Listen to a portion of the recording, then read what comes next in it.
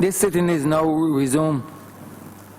Mr. Speaker, I wish, Mr. Speaker, to withdraw order number 5, the Planning and Development Bill, which we have started this morning, and to substitute with a newly revised bill, the Planning and Development Bill 2019, because, Mr. Speaker, as the Honourable Member for both St. Michael South Central and also the Honourable Leader of the Labour Party, the Barbados Labour Party, and Prime Minister would have indicated, there have been a few changes and amendments which we believe are tidier to do at this stage than to do them in committee. So for the purpose of consideration of the legislation, I believe it would be a cleaner process for us to do that now. So I seek to move that the previous bill be withdrawn and substituted with the new bill.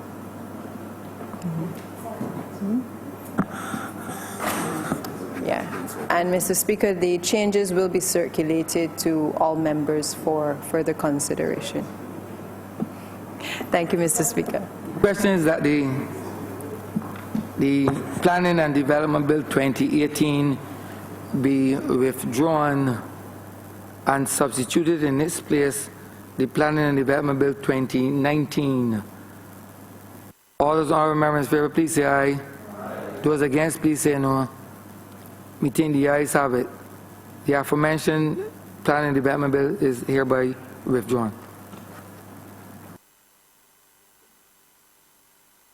The honourable member for City of Bridgetown. Thank you, Mr. Speaker.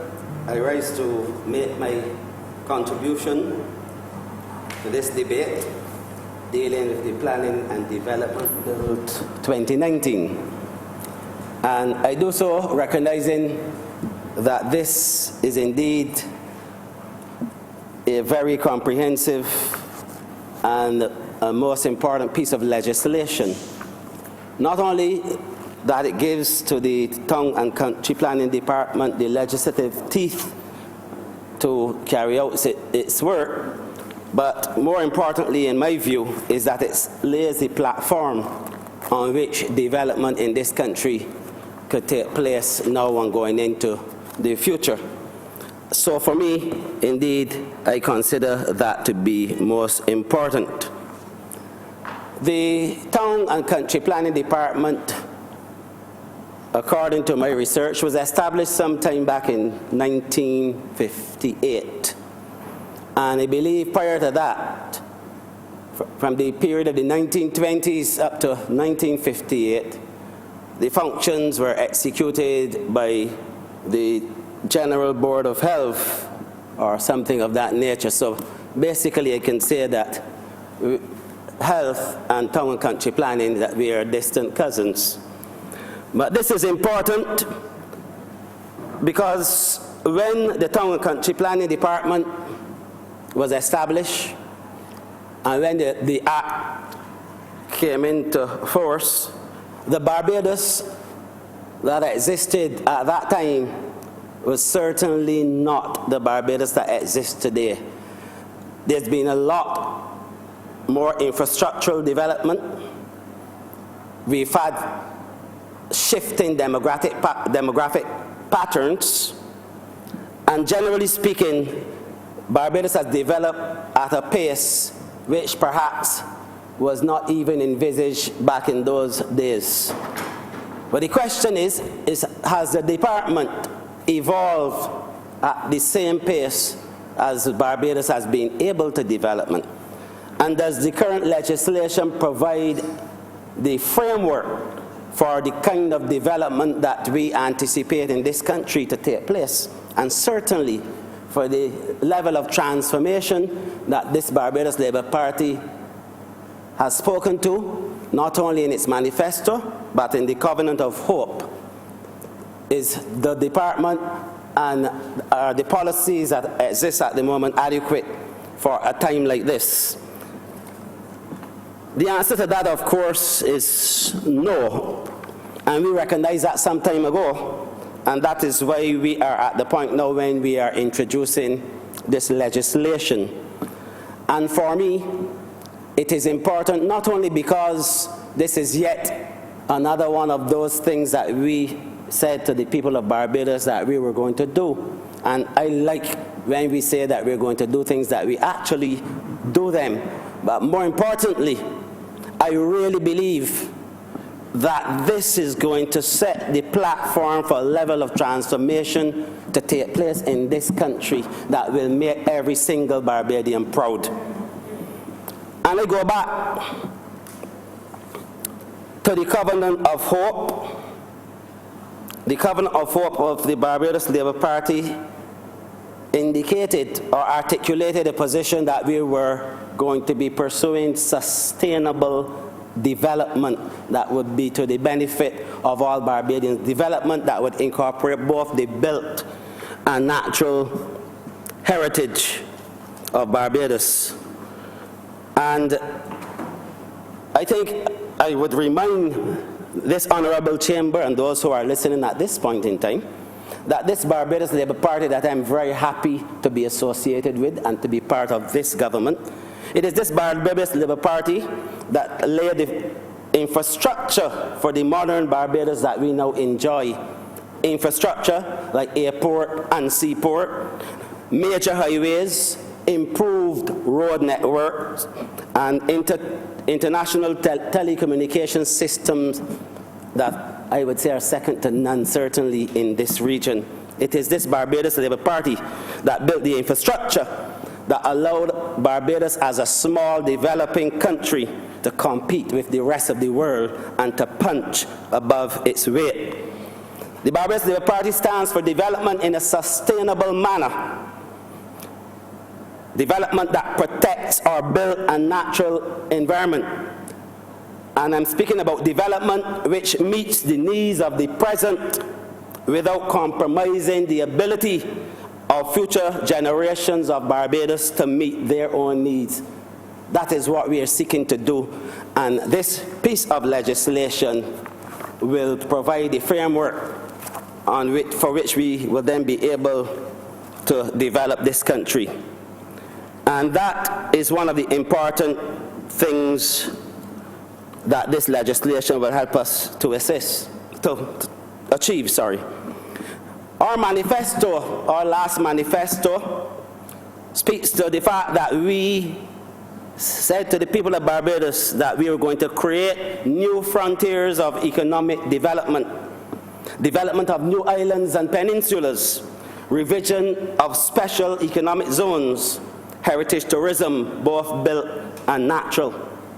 These are the things that this Barbados Labour Party will be doing, not only for the benefit of this generation, but so that we would be able to leave a legacy that we would be proud of for generations to come.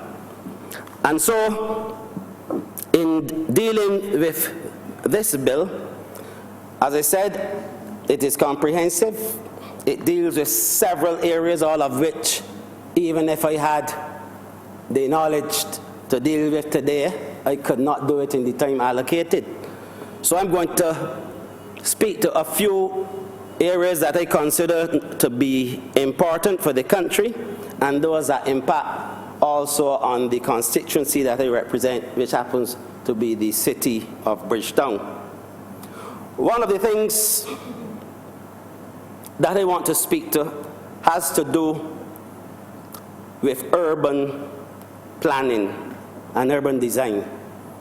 And this is important for Barbados, and it is important for me, and in a very, very special way, not only because I am the representative for the city of Bridgetown, but because I spent 23 years of my life living in Chapman Lane and its environs within the city of Bridgetown.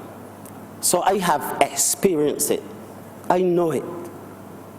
And I can say beyond a shadow of a doubt that urban communities in particular, like those in Bridgetown, have suffered as a result, perhaps, I don't want to say, maybe of haphazard planning. In other words, the communities were not well planned out. And that's why you have areas like Cat's Castle and Greenfield that a fire engine would not be able to traverse if there's a serious emergency because of the way those communities were built. Houses that are in no ordered pattern like other areas.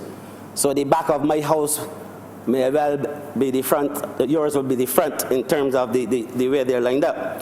And it is for those reasons that the Barbados Labour Party government, the last Barbados Labour Party government, then approached the IADB in terms of getting the neighborhood upgrade loan, which was a pilot project to bring these communities in line with modern Barbados. And if you go into those areas and other areas in this country that suffer from flooding, you would recognize that the flooding that is caused, certainly in the city of Bridgetown, is not a result of the fact that Bridgetown is below sea level for the most part. It's not a result of storm surge or those things. It is really a result of other developments in other parts of Barbados that were planned in such a way that they have affected the natural flow of the water and have caused serious problems of flooding in these areas. And that is why this legislation, when it comes to urban design, urban planning, is most important. Now, land policy in any small country such as ours will always present significant challenges. And those challenges are exacerbated because of the density of the population of Barbados. When you put those two together, it is very problematic for policymakers to really plan properly. So that when you go into some parts of the city in an already densely populated area, you would find communities and housing developments that are even more densely populated than the rest of the country. These are the issues that you're faced with. And then you have a situation where there's a scarcity of land space within the residential part of the city of Bridgetown, so that housing becomes a problem, land becomes a problem. So that how we reconstruct, if you want to call it that, the communities in the city of Bridgetown going forward is something that would have to be dealt with in a special way in terms of integrating high-rise structures with what exists and with heritage Bridgetown. So that is also a part of what we are trying to achieve here with this legislation. And I believe that my esteemed predecessor from our side, the former Member of Parliament for the city of Bridgetown, the person that I refer to as the Dame of Bridgetown, she probably envisaged this and had that in mind when London-born towers were constructed, because that was a different type of development in terms of National Housing Corporation housing estates. And that actually provided the kind of space and the number of rooms that were necessary for a place like Bridgetown at that time. Furthermore, that development also had 1 or 2 green areas around the development, hard courts, shops, daycare center, the type of development that we must look at a Barbados of the future. But then the situation with derelict and vacant buildings is also a serious one within our capital city. And this is a matter that has to be dealt with, I believe, at the policy level, especially at a time when land and housing are very, very scarce commodities. The whole question of the conservation of our built heritage, this is one that for me is very, very, very important. We have Bridgetown and its historic garrison, but there are other areas of historical importance and cultural importance. Spikestown, Rock Hall, Hastings, Belleville, Strathclyde, and other areas have been designated as areas of cultural heritage significance. And I believe that the time has come when we formulate a policy that will embrace all of our heritage sites, all, not only Bridgetown and its historic garrison, that would then create a complete package for heritage tourism for this country going forward. And I think it is very important that we move in that direction and that we protect these environments. It is important because it is a source of great revenue. And certainly from my research, heritage tourists have the highest spend among any the various segments of tourism in the world, whether it be sports tourism or whatever. Heritage tourists spend money. And so we need to be able to market this and capitalize on this. And we need to do everything possible to protect our heritage sites and our heritage designation as a World Heritage Site. Another area of great importance for me is the area of climate change.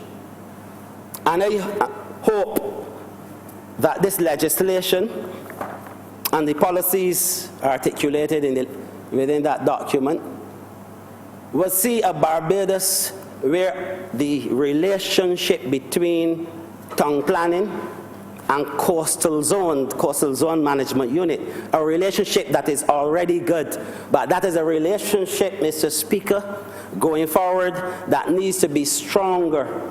It has to be a harmonization of efforts to ensure that we construct the right kind of bridge that will help us to make the nexus between climate change and adaptation and sustainable development, because this is going to be of significance to Barbados going forward. Why am I saying that? We have a situation where the urban corridor is on the coast or near the coast. 70% of our population live in areas that are classified as coastal areas. Most of our tourism product is on the coast. Critical infrastructure, including governance, this place, government headquarters, police headquarters, immigration, Barbados Defense Force, the Queen Elizabeth Hospital, fire service, are all along what we would call the coast. This is something that we have to be very serious about going forward, because how we build out Barbados must take into account the impact of climate change. And I'll give you a few examples of what I'm talking about. It is said that sea level rise in Barbados is occurring at a rate of about 10 millimeters per year. It takes 1 meter of sea level rise to put 8% of our critical tourism infrastructure at risk. And with a 2-meter rise in sea level, 36% of our tourism infrastructure is at risk. So this, Mr. Speaker, is a very serious matter for us, and one that we cannot ignore. If we do so at our own peril. I believe that when it comes to developing this country and transforming this country, including the islands and peninsulas that I spoke about, including the number of jetties that we are looking at either refurbishing or constructing, including the water taxi service that we are now conceptualizing. All of those things will be significantly impacted if we do not plan properly. I believe that a new Barbados cannot be a Barbados that with housing estates, whether by government or private enterprise, and constructed in the way that we have done for many years. We experience the problems with chronic non-communicable diseases, problems that are affecting our human capital in a significant way, our population, problems that are causing us millions of dollars to address because of the high costs of providing health care for our patients who are suffering with these NCDs. And so when the Honourable Prime Minister said, I remember at a few of our meetings some time ago, that new developments in Barbados must have spaces for exercising, like bike trails and areas where residents can walk and run and exercise. This is the direction that we need to be moving in if we want to be serious about what we are doing. We must build out a Barbados that makes sense. We must build a Barbados that can withstand those natural disasters that we know will come our way. We cannot continue with housing structures and infrastructure that is not only aged, but in some cases make our population very, very vulnerable. And so I look forward eagerly to the day when this legislation would be enacted, and not only enacted, but when the enactment of this legislation would translate to transformational development in this country. And I know that one day, when we reach that point, when we see a Barbados such as we have never seen before in terms of the level and type of development, that all those who had anything at all to do with the preparation of this document, and those of us who speak about it in this assembly today, those of us who pass this legislation, we would be able to say, or our families, our people who remember us, would be able to say that it was on this day that Barbados made a change for the better. Another change. That is true. So,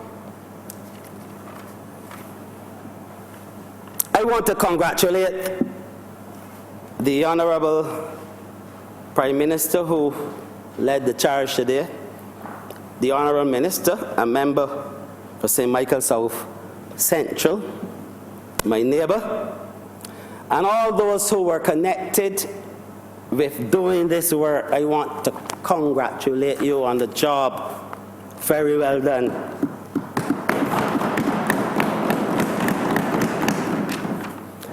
And now it is up to each and every one of us in this honourable chamber, not only to congratulate, but to do our part in whatever ministries that we are responsible for, and whatever constituencies and communities that we are responsible for, to do our part to make sure that this legislation is translated into development for all of our people. And with those few words, Mr. Speaker, I am obliged. Honourable Member for St. Peter. Thank you very much, Mr. Speaker. I want to join my colleagues in sharing a few words this afternoon in support of what I consider to be groundbreaking legislation.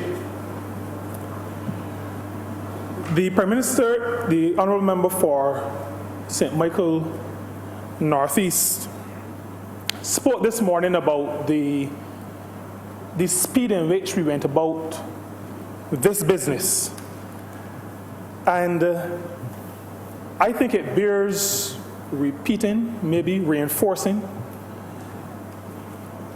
that this new government, because it was on this date 8 months ago, early in the morning, that I think we knew, we, including the Honourable Member for St. Michael West, knew that we had won the government. And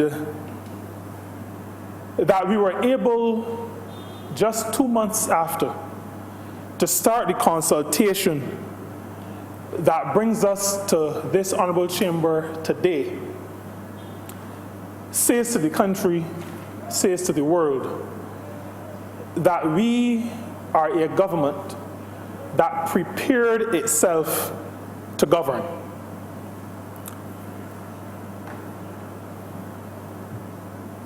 That we were able to fashion legislation based on consultation, significant, deep consultation, is also indicative of the kind of government we are.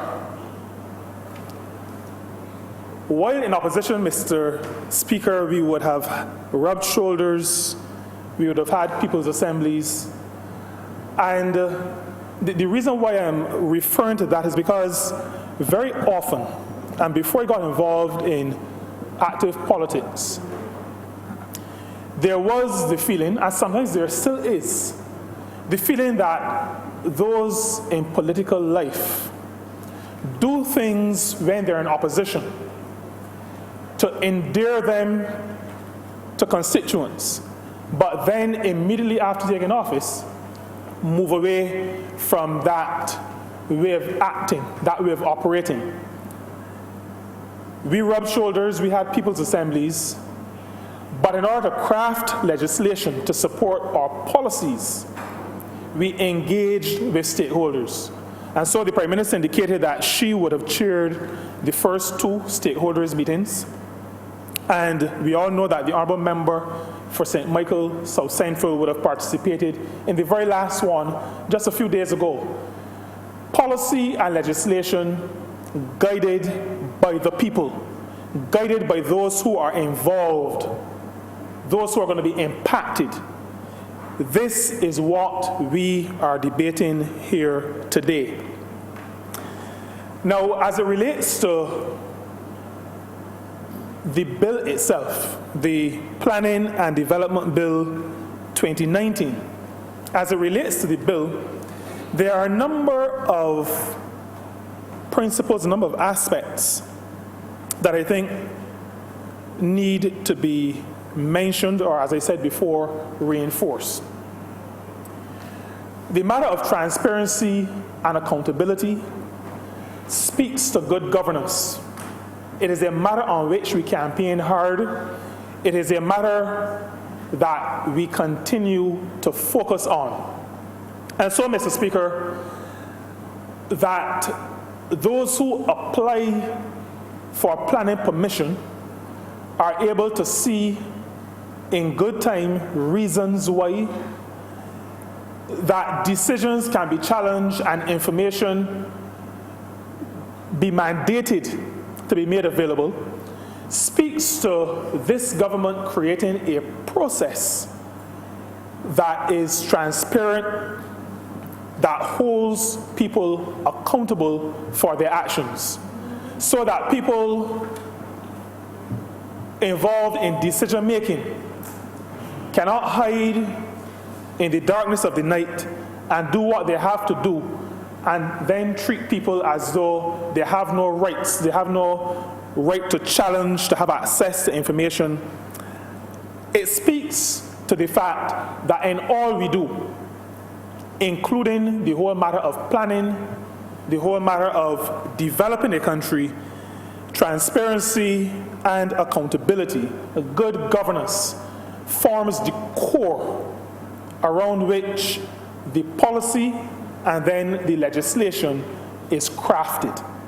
And that is a principle, Mr. Speaker, that we as a government are trying to, even though we say that you cannot legislate culture, through our legislation and through our actions, we are attempting to change a culture.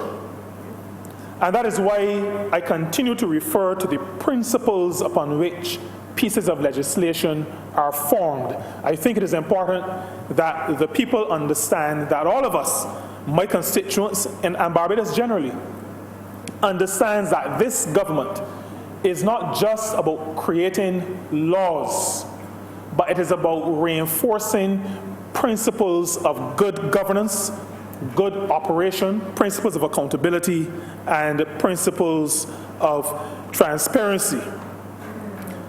As it relates to good governance, Mr. Speaker,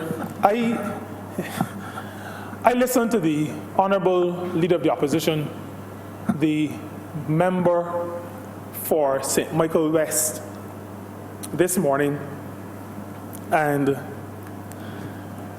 my colleague, the Honourable Member for St. Michael South Central, spoke to waxing philosophical.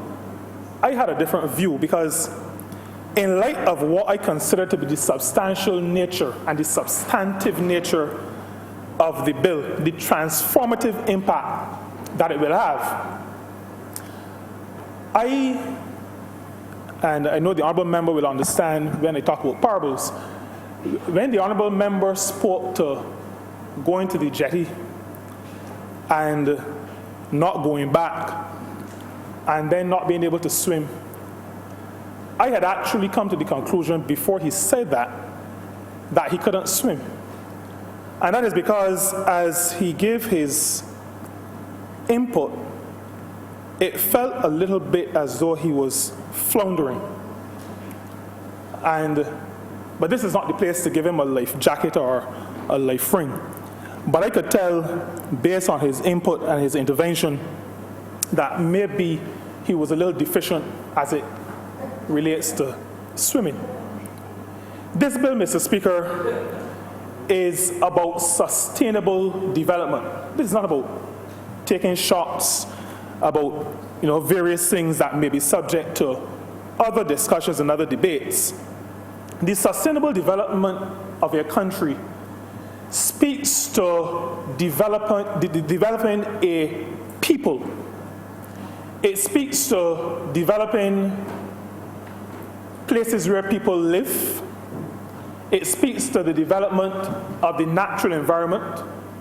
It speaks to the development of businesses, and out of businesses, the creation of employment opportunities, the creation of wealth, the improvements of standards of living, while at the same time addressing issues such as the very important one raised by the Honourable Member for the City, climate change, climate adaptation, and policies relating to mitigating the negative impacts of some of these things. And the Honourable Member for St. Michael South Central indicated this morning that planning will be intricately tied to the physical development plan. Because, Mr. Speaker, this government does not believe in ad hoc development. Nobody going forward, Mr. Speaker, is going to wake up one morning and decide this is what we're going to do. And then tomorrow, well, we're not going to do that, we're going to do this. Planning, if it is to be sustainable, if it is to benefit the country and the people of the country, then it has to be within a context. The planning has to be based on discussion, deliberation, decision-making, which, when put together, creates a package that allows for well-thought-out, well-structured development of the country. And so that this bill, which we hope will become an act very soon, that it centers development within the ambit of the physical development plan, speaks to a piece of legislation that is saying to Barbados, and it also is saying to potential investors who may not be Barbadian, that this is a country that is thinking about its development and that will fashion planning and planning permissions within the context of where those who lead, where the country wants development to proceed, the route along which we want development to proceed. And so, when we speak about sustainable development and a physical development plan, the legislation that supports that development has to be a legislation that not only protects the country, protects the people of the country, but one that facilitates the development that we want. And it used to feel, Mr. Speaker, that legislation was in place to protect but not facilitate. The checks and balances that legislation of the 50s and 60s and 70s, maybe up to the 90s, the checks and balances sometimes gave the impression that there was a preponderance to saying no, that we needed to protect the country and the people of the country seemed to have created in the minds of those who administered legislation that the first response to any request should be no, because there is some suspicion you want to do something strange, funny, something that will be inimical to the interests of the people of the country.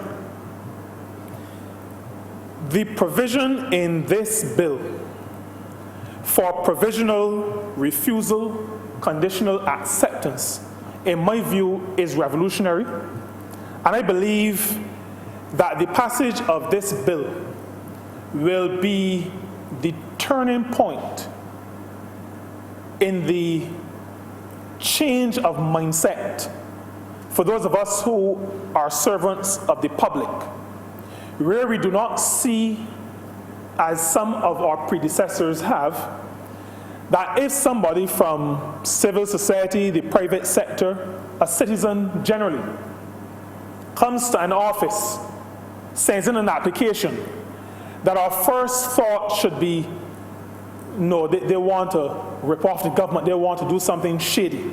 That should not be our first instinct. We should be thinking, you have to follow the rules, but if the application suggests that you haven't followed the rules, how can we help you to get to the point where you are following the rules? Provisional refusal speaks to decision-making in favor of the development of this country. And Mr. Speaker, we need to develop the country. We have lost a decade. We have to regain our losses and we have to move forward. In order to do that, there must be development. And so our thinking has to change. Thinking at the level of public servants, thinking at the level of those of us who lead ministries as ministers, thinking at the level of regulators. Our mindsets have to change.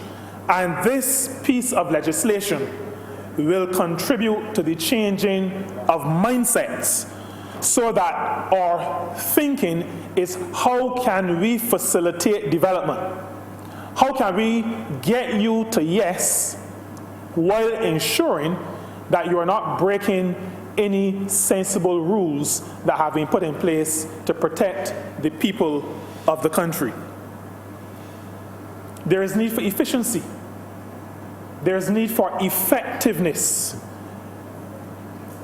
When I became head of the president of the Barbados Hotel and Tourism Association some years ago, one of the big complaints had to do not just with the tendency for public servants to say no, it also had to do with the time that it took to get approvals from the Town and Country Planning Department. That was a complaint that we heard. It never seemed to stop, never seemed to end. On investigation, I realized that, firstly, if you're building on the coast, then you have to interact with about 17 government departments between a day and opening your doors. Your application is done in hard copy, so it is paper-based. My investigations reveal that it is placed in a file. And in order for each of those 17 departments to consider the application, they have to receive the file. So that if I apply to town planning, I'm on the coast, so coastal zone has to input. But coastal zone cannot input until they receive the file. They cannot get the file until town planning has done some work on the file. It has to go to the Ministry of Health. It has to go to the Environmental Protection Department. It has to go to the Fire Service in some cases. It has to go to a number of different departments of government. But the file has to move around for each department to be able to make its input. And so even though it takes significant amounts of time for these things to happen, those persons who are waiting for applications to be approved are stalled, because if along the chain somebody goes on holiday, somebody's on sick leave, that can derail or stall, delay the process through which the application has to follow. And so that we are using electronic means to assess and analyze and make decisions allows for a quicker, a more efficient process. And that, I think, Mr. Speaker, in the 21st century is a significant move for us in Barbados, even though when we think about it, the kind of technology that we have, we still feel as though this is something that should have been done many, many years ago. But we have come to the point where we recognize that we must use the technology to improve the effectiveness and the efficiency of the decision-making process. I think it is also instructive, and I think it will help those potential developers, potential investors, to know that there are timelines that we as a government are insisting are met in the planning, development, approval process. There are timelines. We would have heard last week when we debated the Finance Management Act bill. We believe as a government that we have a responsibility to be effective, to be efficient, and not to be unduly delaying the process that will allow things to happen and development to happen in the country. And so we are imposing timelines, I will say, on ourselves, on the ministries and departments that we are responsible for. We are imposing those timelines because when people make decisions to invest, there is, in economic development, a certainty that is necessary in order for a person to proceed with development. They need to know that an application is not going to be tied up unduly for years. They need to know that they're going to be given some kind of response within a particular time period. They need to have these elements of certainty when they are intending to make decisions on how to invest their funds. These, Mr. Speaker, are very important matters if this country is going to develop. And if we're going to develop, we're going to need investment. Some of that investment is going to speak to the need for planning permissions. And so in order to strengthen our appeal and in order to manage government in an efficient way, timelines are important, not just to be set, but these timelines also have to be adhered to. And so I would want to add my voice to the call that when this bill is enacted, that those responsible for its administration, those responsible for executing the provision of what will be the Planning and Development Act, take seriously the obligations that they have to responding to people.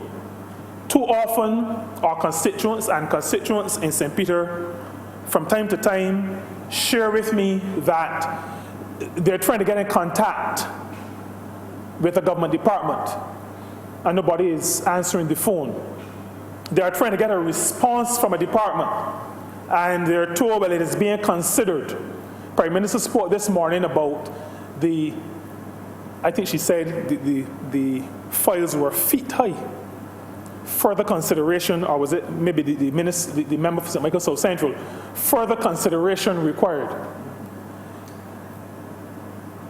We call it, outside of these August chambers, time wasting. Decisions need to be made. Timelines need to be adhered to. And even though we speak to the preponderance of yes versus no, and the facilitation mindset, sometimes the answer will be no.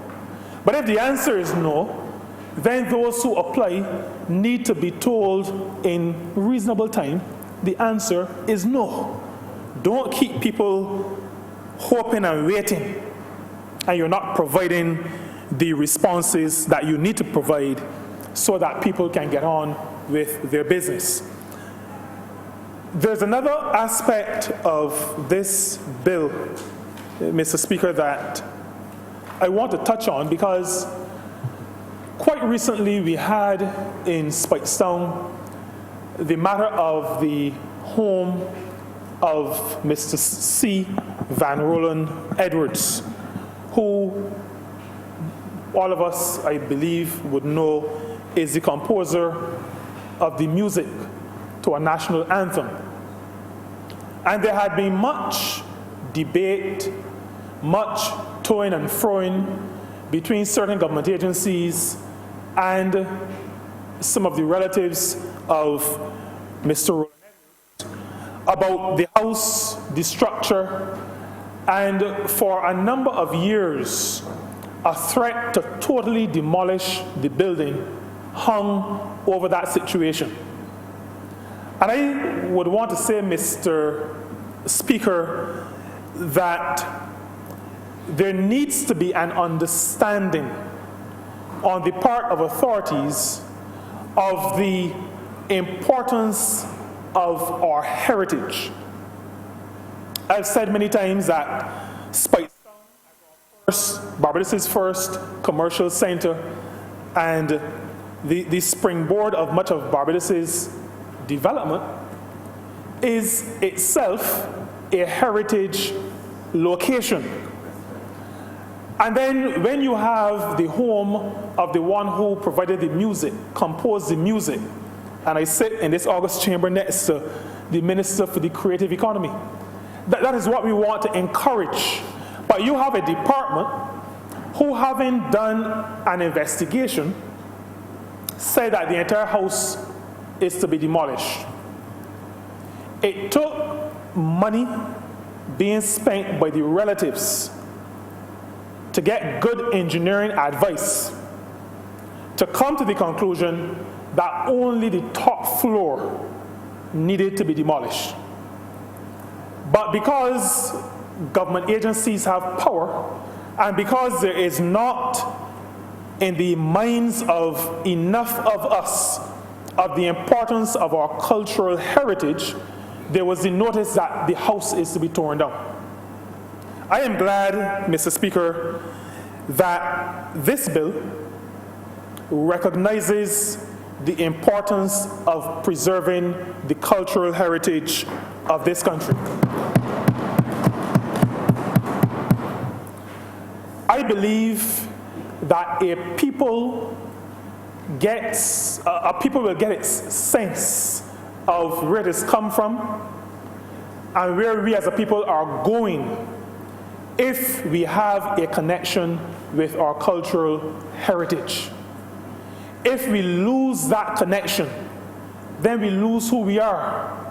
We become individuals who are just born to go to school, to earn money, to pay bills, to die and be buried.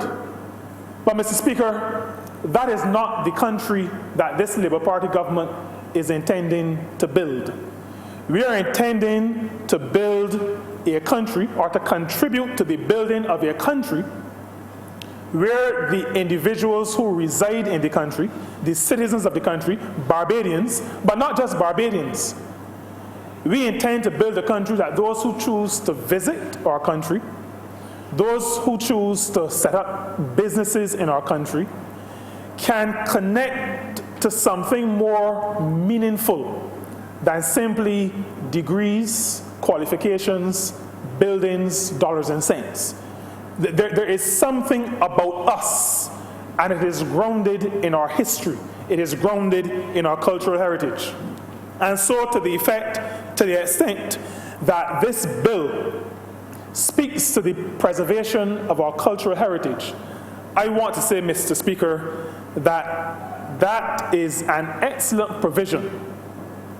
It is a symbol of the fact that this is a progressive piece of legislation that speaks to more than just bricks and mortar, that understands, the bill shows an understanding in the minds of its crafters, in the minds of those of us who form the government, who support this bill. It says that we understand that we are building a society. We are not just building bricks and mortar country. The final thing I want to speak to has to do with something that's been referred to before, and I think it is important because, and I'll be repeating, and I know there are certain standing orders and rules about repetition, but Mr. Speaker, I'm sure you will indulge me because I think that the whole matter of planning obligations, sometimes called planning gains, is something that bears repetition. I say that, Mr. Speaker, because some constituents in St. Peter, and I'm sure some in other places, some of them are sometimes a little bit uncomfortable about investors and development. It is sometimes felt by people that these rich people with lots of money come into our parishes, our constituencies, have developments, and reap significant profits. And that suspicion creates a distance, often creates a distance between the economic activity that is taking place, even if persons are employed in those facilities, but it often creates a distance, sometimes a disconnect, between the economic activity, the building or the investment that has been done, and the people who live in the surrounding areas, because of the view that those who we used to refer more often to, we still do sometimes, those who we refer to as the capitalists. There was the view, and there often still is the view, that the capitalists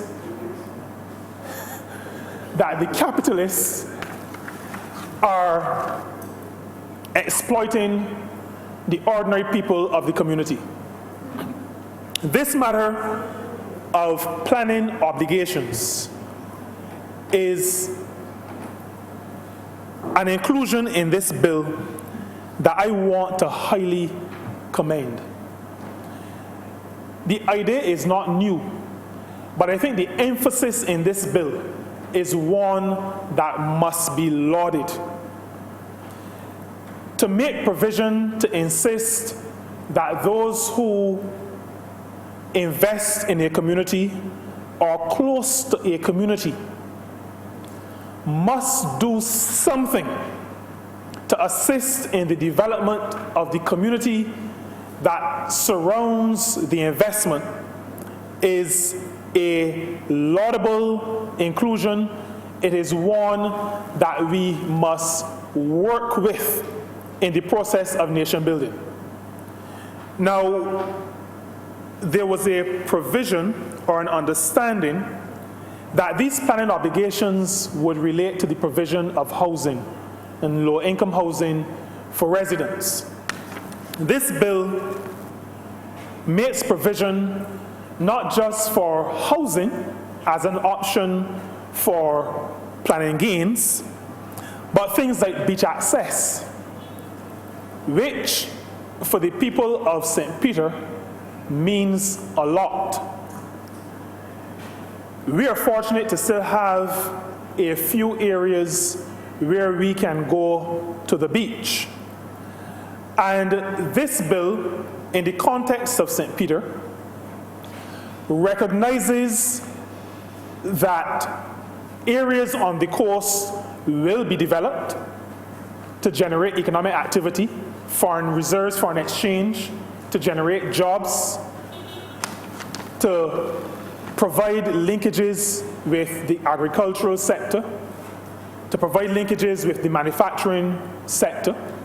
While we recognize that economic activity and development will take place on the coast, the idea of planning obligations allows us as a community to insist that, for example, provisions be made not just for public accesses to beaches, because in Barbados there are public accesses to beaches that assume that we are still living in the 50s when in a community only 2 people own vehicles.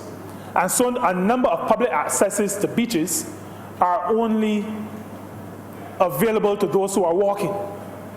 Planning obligations allows us to say to developers on the beach, don't just provide a track, provide car parking spaces so that people can get to the beach. Don't just provide a track and car parking spaces, provide bathroom facilities. And so the idea of enhanced beach access, and that's what we mean by enhanced beach access, not just a track, but a provision that will allow Barbadians to benefit and to enjoy the place that we call home, and not to be disadvantaged by those who invest and those who earn significant sums from their investments on our beaches. Planning obligations, Mr. Speaker, also include in this bill matters like assisting with schools, helping to keep schools in good repair. We are operating in a Barbados, after having lost the last 10 years, where, as sometimes we would say, the kitty is empty. But there are many of our educational institutions where our children, where future generations are expecting to be equipped to face the future. But many of our school buildings have serious need for attention and repair, including school buildings in St. Peter.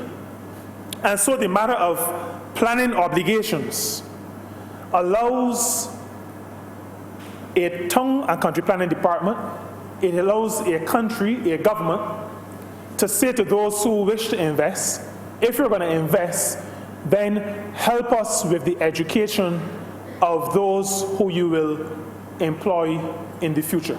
Help us in the provision of educational resources, in the upgrading of school facilities. And so, Mr. Speaker, I just mentioned those two. Drainage issues could be another one, and I know it is one that this government is exploring, and that also is of particular interest to me and of particular interest to the people of Speightstown, because we have a flooding issue, and in Speightstown we really would not mind at all if those who intend to invest in Speightstown and in St. Peter generally would assist with the flood mitigation efforts in Speightstown Farm Road through Gills Terrace down Church Street.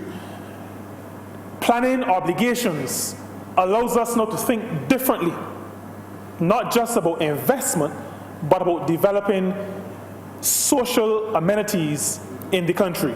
And so, Mr. Speaker, I do not intend to detain the House much longer. I think most Barbadians recognize the need for the country to develop. I think most Barbadians recognize that development is necessary to increase our total output as a country, our gross domestic product. I think most Barbadians recognize that development is necessary if jobs are going to be provided. Barbadians recognize that if we are to move up in our rankings as an attractive location for investment, then pieces of legislation like this are absolutely necessary. Because at this point, Mr. Speaker, we are in the second 100 of the Doing Business Index and all the other indices that speak to potential investors and tend to guide them as to locations where they can use 2 more minutes. their funds. And so, thank you, Mr. Speaker. And so, if we are to move from where we are, where we've been put by the last administration, and to get back to where we were and become even better, then systems have to be put in place that allows for a more effective, efficient way of making decisions, generally speaking.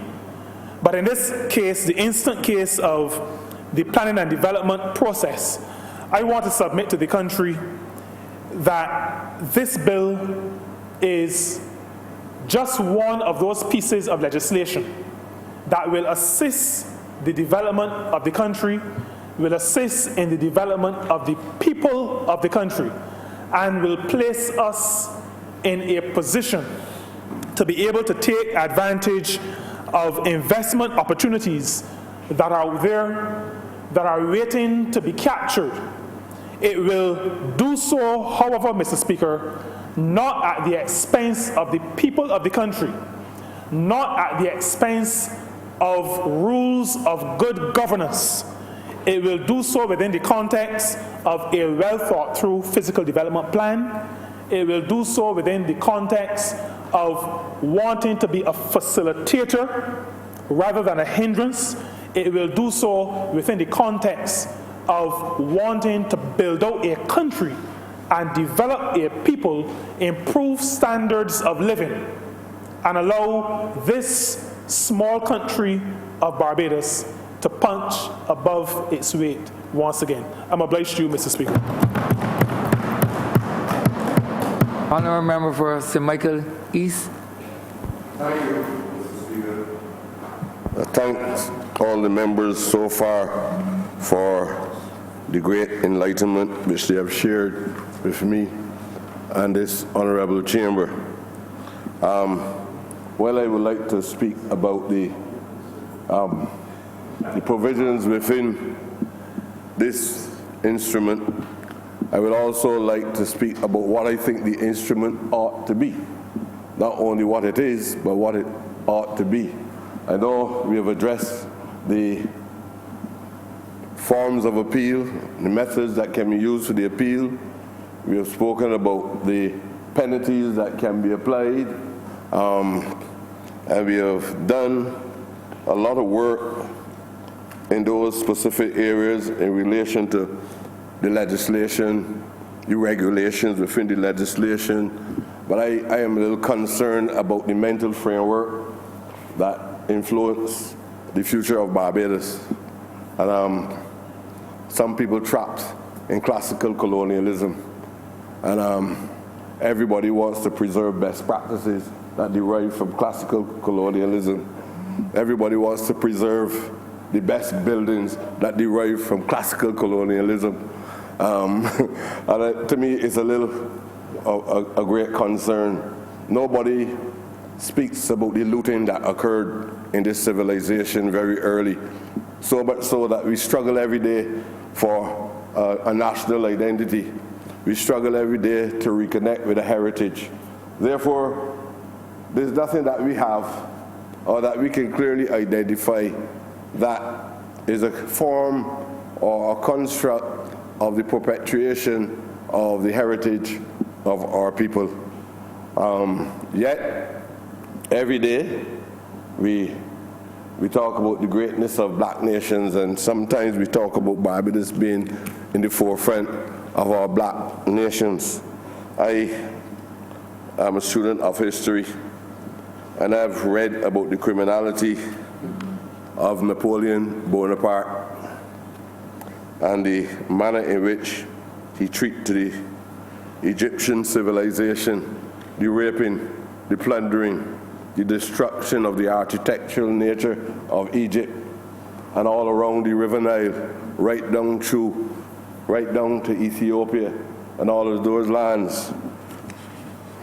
Mr. Speaker, from the fraternity of the Rastafarian civilization, which it ought to be respected as not just a religious body, but a civilization, a continuation of a civilization of the African continent, finding itself into Jamaica and across the Caribbean, and probably perpetuating all the barriers, breaking down all the barriers of West Indian unity, the Rastafarian movement, and all the virtues that mirror itself in what these various bodies do. The criminal Guyavani, who went into Africa itself and plundered the resources of Africa, taking out all the fossils out of the soils of Africa, the bones of the ancestors, carrying away all the artifacts from within the temples of Alexandria. All of these people did all these things in order to stop us from believing that we had any civilization whatsoever. Yet we produced the best temples, the pyramids, yet we had empires. They speak about the African empires, but no, and they show us big buildings, sir, bigger than Ilara Court, bigger than the House of Assembly, and yet we have no civilization. I thought that at this juncture, we would have been here today studying what way we can reclaim those features that mirror who we are. I didn't believe that Belzoni would have been, Guyavani Belzoni, the Egyptian who raped the temples, would have been successful in disconnecting us from who we are by making sure that these temples were not seen. I didn't believe that Napoleon Bonaparte, who some people seem to believe ought to be the man in charge of things or influencing the type of language that we speak in Barbados, I didn't believe that these men would still be held high in the history of Barbados, and therefore the people who hold these people high are supposed to be the ones who was responsible for our educational system, and ignorance prevailed infinitely in the society itself. I was hoping that as a consequence of all that we are doing here, a new Wakanda. Everybody is talking across the society. Every little black boy and black girl is speaking about this great creativity of Wakanda, and this Black Panther, and how black people are now trying to create based on the imagination of the person who wrote the script. These great achievements in technology, and to demonstrate that black people can be far ahead of all others in the world. I am now seeing, and I want to speak of my leader as the Black Panther, the female Black Panther, who will now create a new civilization for our people. I also want to speak, sir, especially about missionaries, because you know, in this picture, it demonstrates how people claim, especially out of alien lands outside the African continent, claim a right to Wakanda. And these people believe that they have a right to the control of the sovereignty of Barbados. And the missionaries were playing this role for a considerable time, and I am really shocked that in modern Barbados, the missionaries once more believe that they ought to be the people in the forefront of creating the new Barbados. You know, both major stars in the Wakanda picture with the Black Panther claim some leadership to the sovereignty of the land. And one who was born within the colonial system and had a completely different education, he felt that he had a right to displace the Black Panther. For all those who did not see that picture, go to school, read, at least follow up the arts, at least check that picture, and try to see if you can extrapolate any lesson that will help you to give a new direction to Barbados as it ought to be given. The truth is, this government, I would have hoped, and I heard some little elements of it, of what we are setting about to reclaim. And I still very much believe that this is something that we need to put a stop to, the erosion of all that is a mirror of what we have contributed to the development of Barbados. I heard, and there's evidence in history, that we have done great work, not just on the African continent, not just using the word development and modernization in the most loose way as is recorded in the Oxford Dictionary or the Webster Dictionary. Everybody talks about development. But when you talk about development, you really mean the exclusion of the child house. Everybody talks about development, they really mean the exclusion of the so-called dry toilet. When people talk about development and modernization, sometimes that mental construct that governs their thoughts exclude the village life and the unpaved roads in the society. When we begin to store things within the libraries and in the museums of our country, the artifacts that we see in these places say nothing about the contribution of the 95 or so percentage of people that live in Barbados. But everybody wants the National Trust to preserve a building. And when we talk about heritage, not a person in this country is talking about restoring a slave hut.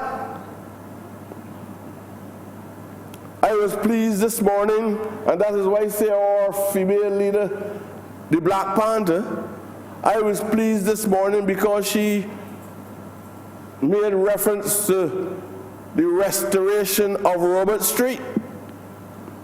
And although it is not exclusively of African origin, it is that evolutionary journey of our people which need to be protected. Everybody want to knock down those verandas that we had on the top of those rum shops, on the top of those grocery stores. I would hope sometimes that when we have people within the bureaucracy, that the interpretation of the members of Parliament is very much in tune with the interpretation of the members of the bureaucracy.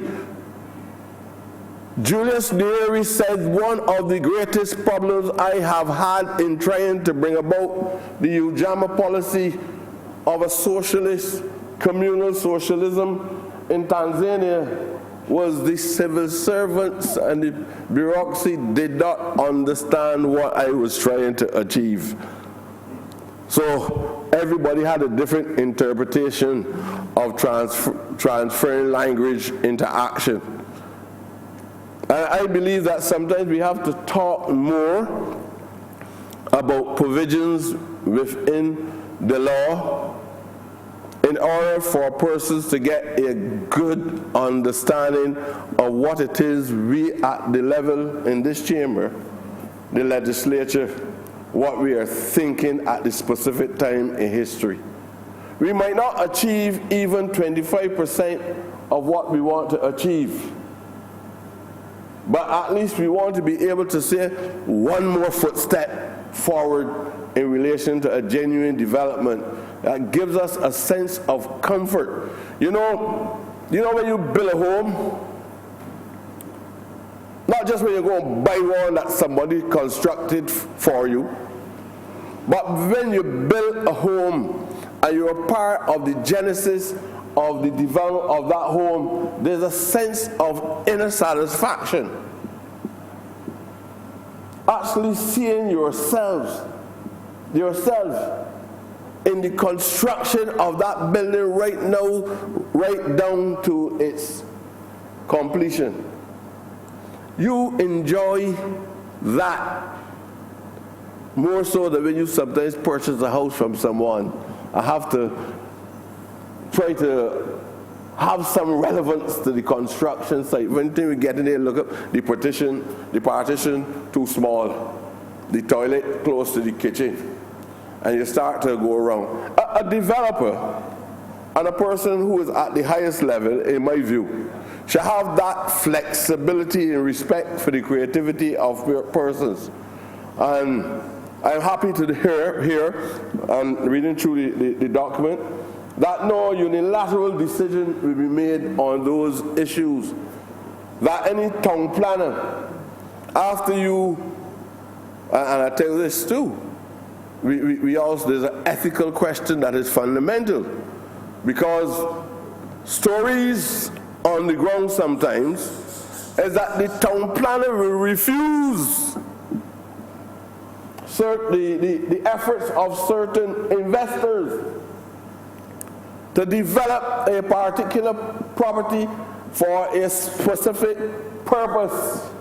And then sometimes when the land or the property is sold, the new owner, the new person in possession can get that land that used to be used for agricultural purposes, and then the man ends up building middle-income houses. I don't really want to get into that, sir, because one of my friends who I really respect and love dearly this morning was talking about what his father said is development. And he was saying that development is truly development if you use the land for construction purposes. So what about land that has minerals in it? What about land that has minerals in it? But then he was also saying, which is not my focus, we part ways on this. He was also saying, I never thought about investing in $1 million and $2 million and $3 million property. I really focused my attention on $400,000 or $500,000 in property and so on. The truth is, I think that as time goes on, since I really believe that he is an individual, that his thoughts are also malleable, that as time goes on, he would understand the biggest crisis which we have, especially in the city of Bridgetown. and in St. Michael's East and your constituency and Southeast and some of the, especially in the urban communities, is limited land, and therefore we cannot concentrate on building $500,000 houses. We debate for considerable time if we can get a little house for 60,000, 70,000, 80,000, and we probably cannot even exceed 3,000 to 4,000 square feet of land within a given pocket in the city of Barbados. Or town planning policy, or physical development policy. The thoughts of individuals must be able to address the unique nature of the society in which we live. Because when you are talking, you're not talking to the majority of people in this country. You have to talk to the majority of people in this country who sent you here to transform the society so you can make the quality of life much better for them. So I spoke this morning about sanitation trucks. I had to speak about the demographics and the infrastructure of the city of Bridgetown. How do I get into Cornham down in Castle and Wellington Street and Marshall Gap and Reed Street? How do I get through Nelson Street and still get down the alley in order to help people clean the streets? It is that kind of mindset that is so important to the structural development of this country. And it must start with the concepts, the instruments, the legal instruments that guide us on how we should go forward in this country. I don't know if we need to have, after talking all of this in here, if public servants need to be trained not to protect territory, not to feel that because you did it that way before, you don't want to do it this way now, because sometimes people believe that what you're saying is of a personal nature. And when you ask public servants to recognize the contents of the manifesto of a political party and indicate that this was endorsed not by statutory provision that allows 30 individuals to vote, but the people of Barbados. When they vote because you made certain offers to them that they consider of a virtuous nature. And they expect that if you give that commitment to them, that this is the policy that you ought to carry out. This is not a government that tell you a manifesto is not a social contract, especially by somebody who calls themselves a political scientist. We gave some commitments to the people of Barbados. We are cognizant of what is happening at the National Housing Corporation. Mr. Speaker, the National Housing Corporation has over 22,000 applicants for housing. Some of the people who apply there has long deceased. And they are fossils. And we have to wait now for some archaeologists to unearth the bones. And then they'll have to look to see if there's any scientific method that would allow me to communicate with these people to tell you how disappointed they are. And yet we have a National Housing Corporation, we have a UDC, we have a RDC. We have 3 major institutions in this country catering to the needs of the poor in housing. Yet you have houses being designed with no provisions for the disabled community in it. Somebody don't have the legs, got to go upstairs to get to a bedroom. And they don't have a cent to buy an elevator to get up the stairs. The government don't provide anything. we have some fundamental problems, and speaking in Parliament must not be a ceremonial exercise. When all of us leave here, at the end of the day, after 5 years, you have to go to the ordinary people who sometimes your presentations don't connect with, and hope that they're not conscious of your disconnection for the last 5 years, and beg them to return you to Parliament on the basis of a manifesto when you have not even fulfilled 1/8 or 1/10 of the provisions or what you've been offering to them within the manifesto itself. So this document does not function in total isolation of all the other documents. This document does not apply itself to transforming any society and creating any new Wakanda. The persons who are here, who are going to engineer the process, must also be very conscious and should be very much involved in the debates. They should be involved in the debates because they must understand what is the intention of Parliament. And if we believe that we are doing something in here, and we strongly believe, undoubtedly, that this can transform society, why is that the very officers, so I know I'm not supposed to see beyond the limitations which you allow me to see, but reality tells me that I ought to see further, and I recognize that nobody is here to even think about what we are talking. So in my view, everybody perceives what is being said here as nonsense.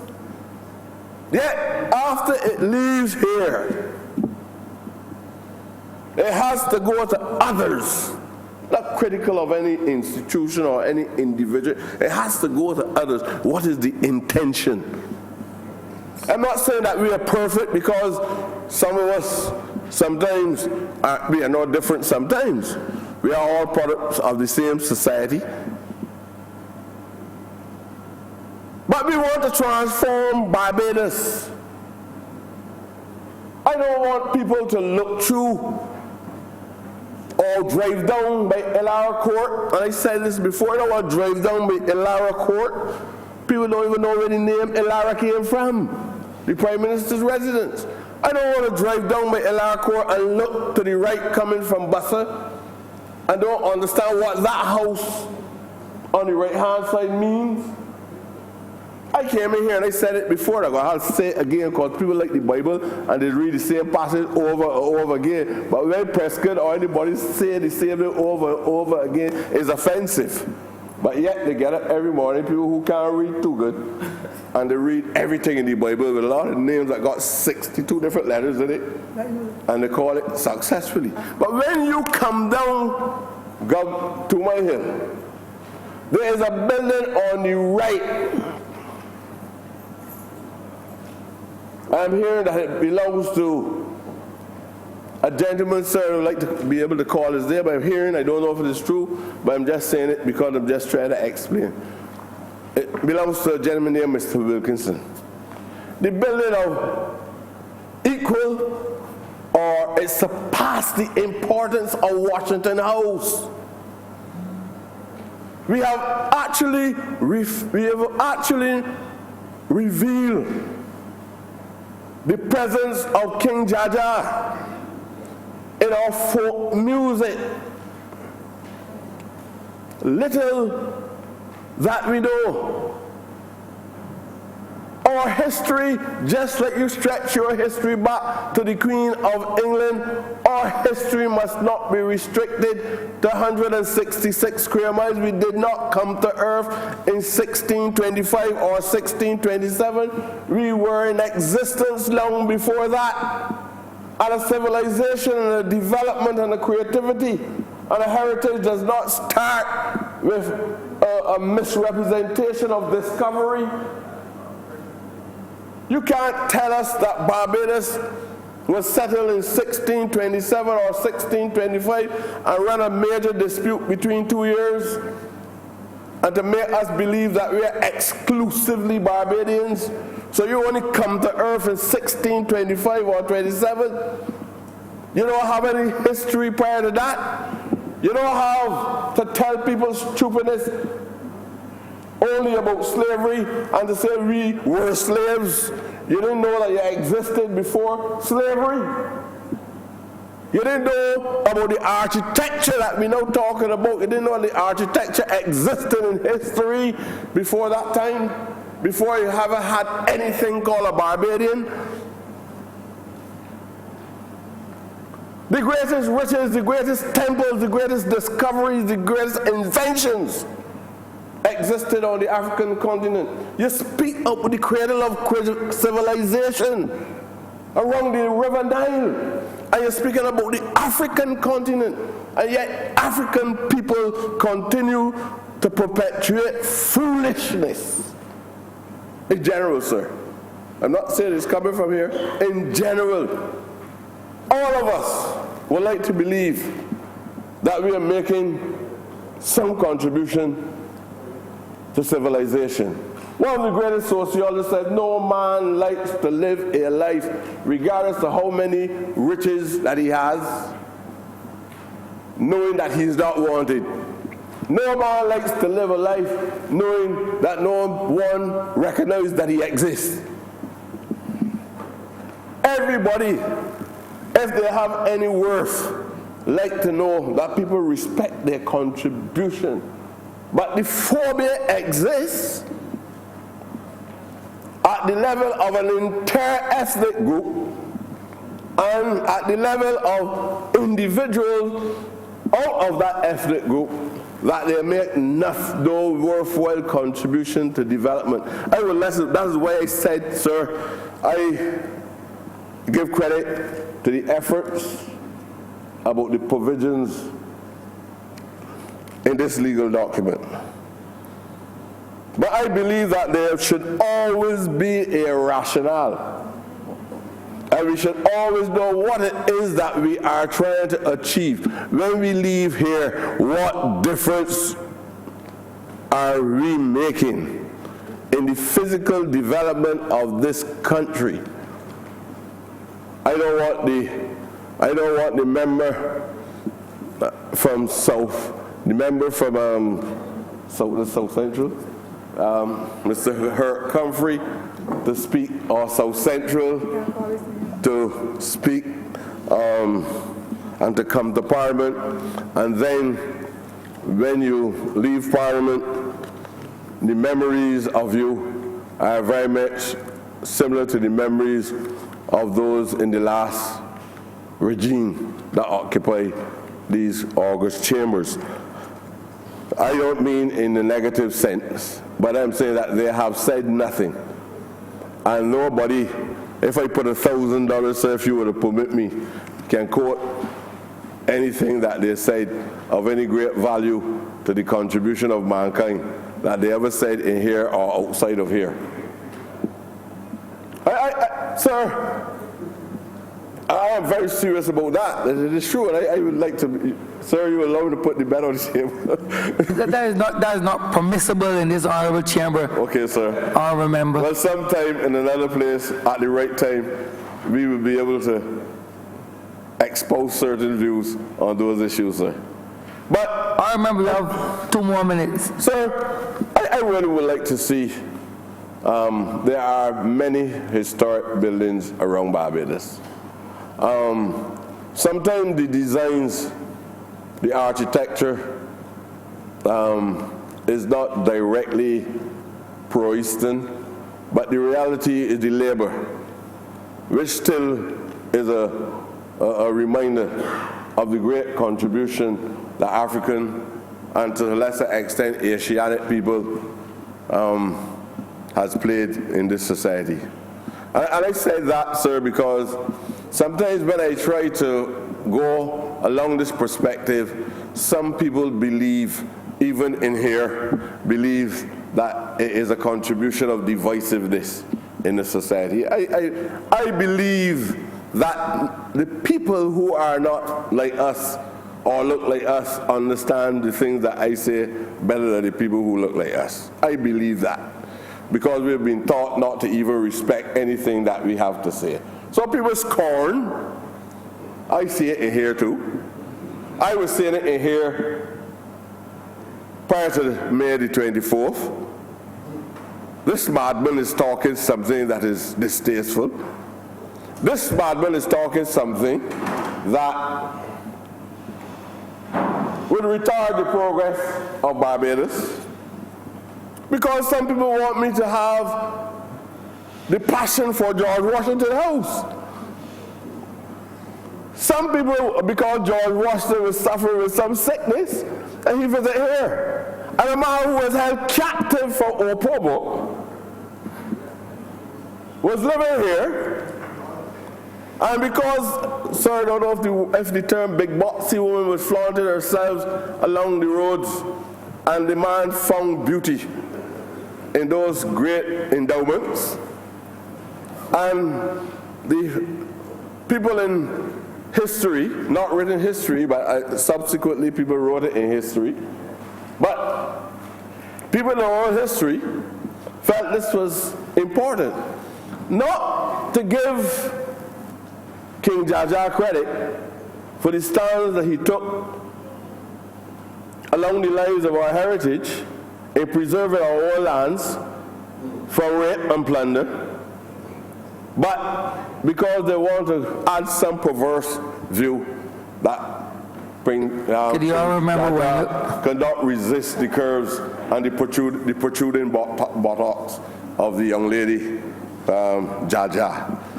Sir, I would always be grateful for the opportunity to make my small contributions to discussions of this kind.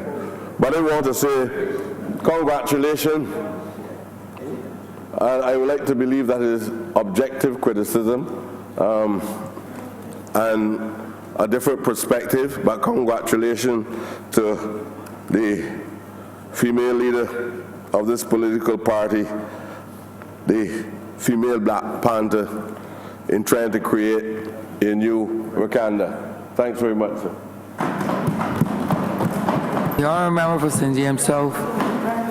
Thank you, Mr. Speaker. I will not retain the House long. I just want to rise in support of this particular bill that deals with our physical development planning, and to utter my congratulations for the hard work that has been put in, both by the Minister responsible for town planning, the Minister in Economic Affairs, and the team that worked on the bill. And I rise to support it because I want to share the importance of it in relation to the economic transformation of Barbados.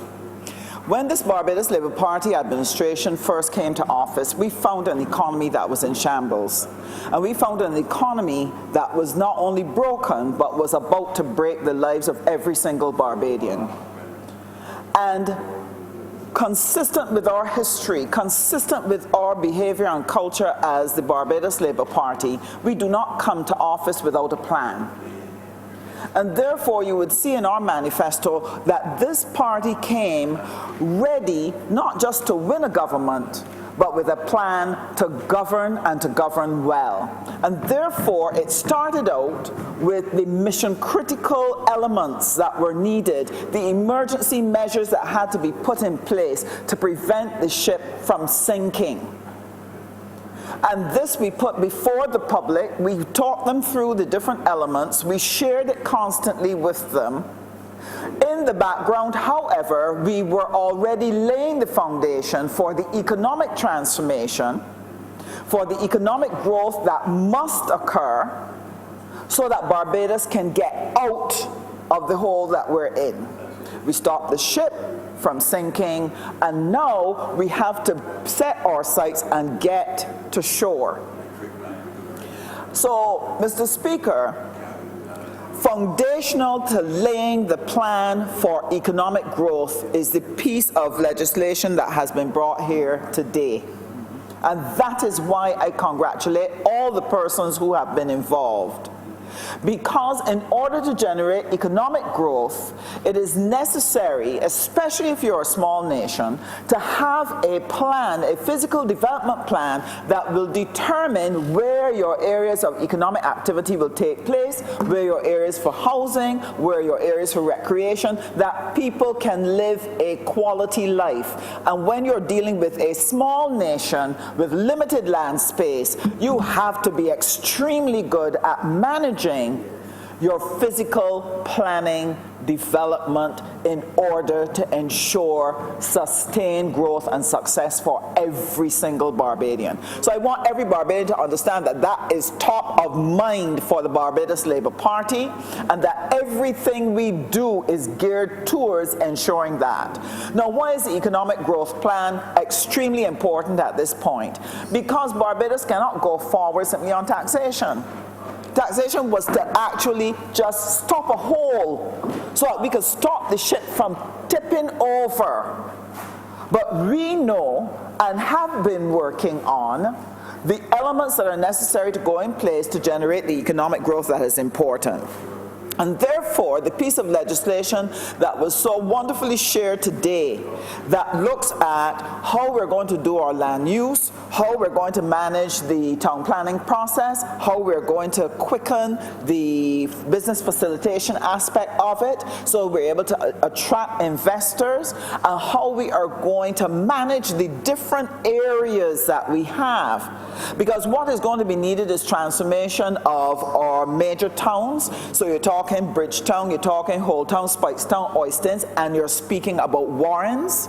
The development of Warrens is important, and we have an opportunity to lay out and manage it properly that we get the best use. We're talking about the corridor from the Garrison all the way down to Spring Garden. We're talking about how we're going to deal with St. Lucie, how we're going to deal with the eastern parishes, looking at the Scotland district, looking at St. Philip. How are we going to manage this land space that Barbadians can live their best life? Now, in the bill that was presented, there were 4 objectives or goals for that particular bill. One was, it is a framework for growth. Because the intention is to stimulate economic activity and stimulate investment so that we can generate jobs for Barbadians. And I want to just explain a little bit about what that means, because often people don't listen to issues pertaining to town planning because they don't think it means anything to them. But if you think right now of out on Green Hill, just there in the corner after you pass the farm and garden shop on the left-hand side, there's a small piece of land up there that has a derelict house on it. As long as that derelict house remains on that property, it is not generating anything of value to the experience of the Barbadian. It's not providing housing, it's not a business place that somebody can get a job. But if you go further up the corridor and follow it all the way up to the Warrens Polyclinic, you will see that in Warrens there's been transformation. A lot of those buildings there were just warehouses, maybe employing 4 or 5 people. Now they've been transformed into businesses that now provide jobs for dozens and dozens of people all along that corridor. And that is why land use is so important. That what activity is taking place on that piece of land makes a difference to the lives of people in terms of generating jobs, providing services, and contributing significantly to the economic growth. Therefore, one of the things I've listened to our leaders speak about the different areas that need a level of transformation and the various places that have been underutilized and are not bringing the maximum return or generating sufficient opportunity, investment opportunity for Barbados. And I was able to recognize that the truth is the whole model on which our country was laid out, that can no longer serve us, and that a new model is necessary. And what has been presented here by the member for St. Michael's South Central presents for Barbados one of the best opportunities to reimagine the Barbadian space and imagine it in a way that is inclusive. That's one of the things I love about the legislation. It talks about the fact that it needs to include opportunities for every single Barbadian. So what are some of those things that need to occur? One of the things that's very important for us at the moment, I have it in St. James South. I have a lot of young, bright people. They've gone to university or they've gone to a place of study. They're professionals. They have good jobs. But the problem is they cannot get housing they can afford. Because the housing mix in Barbados and the cost of housing has put it beyond the reach of young people. And a lot of young people have either had to stay at home, or if they went out from home, from the time they hit hard times, they had to go back. One of the things that has to be imagined in the new Barbados are new spaces that reflect the needs of young professionals. They often don't want anything huge. They may not want a garden to take care of. What they may want is an apartment or a duplex or something that looks attractive, it's modern, easy to take care of, that they can live out that busy professional life that they have. I have dozens of them in St. James South asking me, begging, where are the opportunities going to be for housing? And this plan here will free up areas in which we can attract investors who will start to build the type of housing that this group needs. We also have to reimagine the city spaces, the town spaces, because the town spaces must breathe. They must be friendly. They must be full of life. They must have provisions for all kinds of services so that people want to engage it at every turn. It must not become a place where all we have are dying areas, areas of poverty, areas of lack of services, and so on. Therefore, it is important that we rethink the space and look at how we're going to generate new arrangements that allow us to house people and at the same time provide those additional services that help to make living pleasant for people in the city and urban areas. And we need that desperately. I watch what happens in Haynesville. I see what happens in the Pine. I see what happens in areas just behind Beckles Road, where you have people one on top of the other. When you need to let off steam, when you need to cool your head, where do you go? I've listened, Mr. Speaker, to some young boys. I went to buy fish one night, and some young boys were talking, and they asked the other one, it was about 4 of them, where are you going now? He said, we're going down by the gas station to Lime. Now, the reason why it clicked with me was because on weekends, especially Saturday night and Sunday, the gas stations are filled with young men, some in cars, some with motorcycles, some on bicycles, and some on nothing at all, just hanging out. And to the average motorist going in, some of them think, why they don't go and find something to do? Why are they hanging about here? This is a nuisance.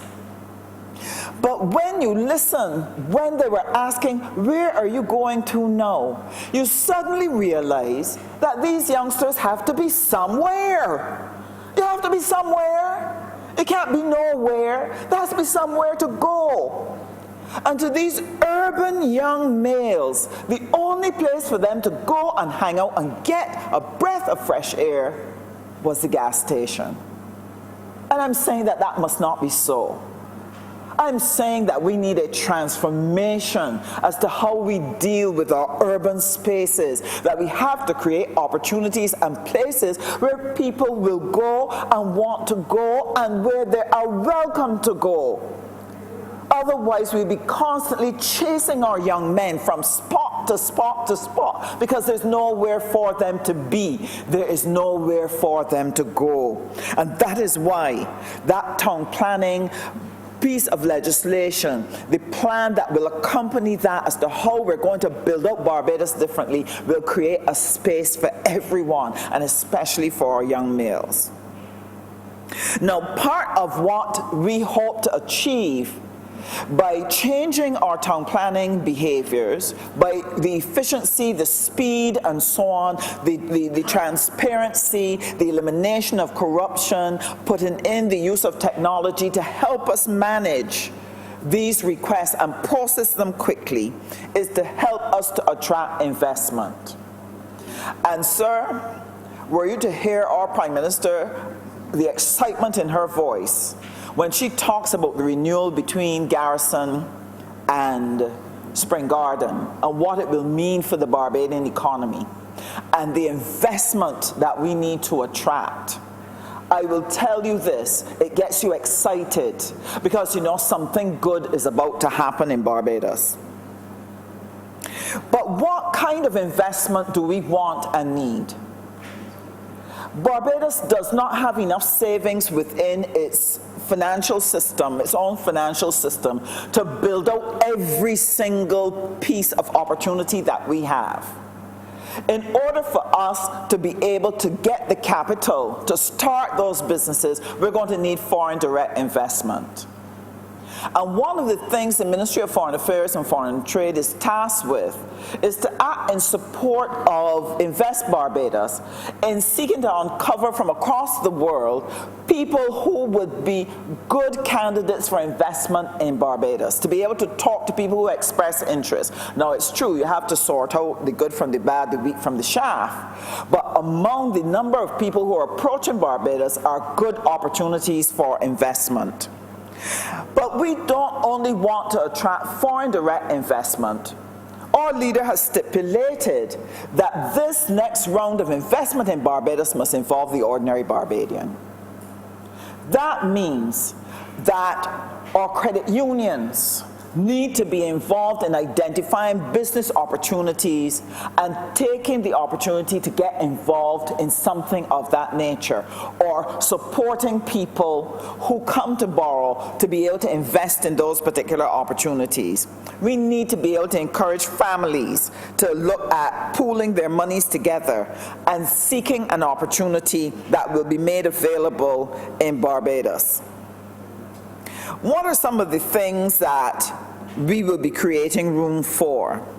It will not only be for the regular, everyday, traditional business, but what we're hoping to do is to be able to identify the young Barbadians with dreams and innovative solutions, to give them the opportunity to be able to utilize the existing space to turn their idea into reality.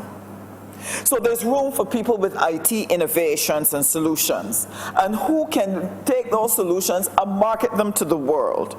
We're looking for opportunities for people in fashion design, that we will be able to build a house of couture that will allow them not only to be famous here in Barbados, but to take their place on the world stage. We're looking at the cultural products, and our honourable member from St. Philip West, who has been put in charge of the orange economy, the cultural revolution. We need to be able to provide opportunities for our people to practice their cultural crafts and to be able to display them to the people who come to live and visit here, and then enable them to export it outside of our borders. To be able to look at our culinary strengths, our professional services, to be able to make sure that all the things Barbadians want to do, they can find a good space in which to sell it, to promote it. And I'll tell you why I say this. We're all very conscious that there are people in our society who will not be able to build out a huge business, a big business. That person may simply be a vendor, Mr. Speaker. And one of the things our government has promised is that we are going to stop criminalizing vending in this country.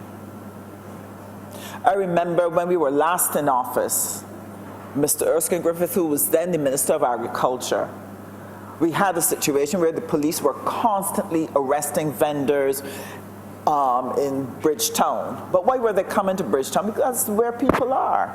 That's where the people are with the money. If they go some of the places people wanted them to go to, nobody would buy from them.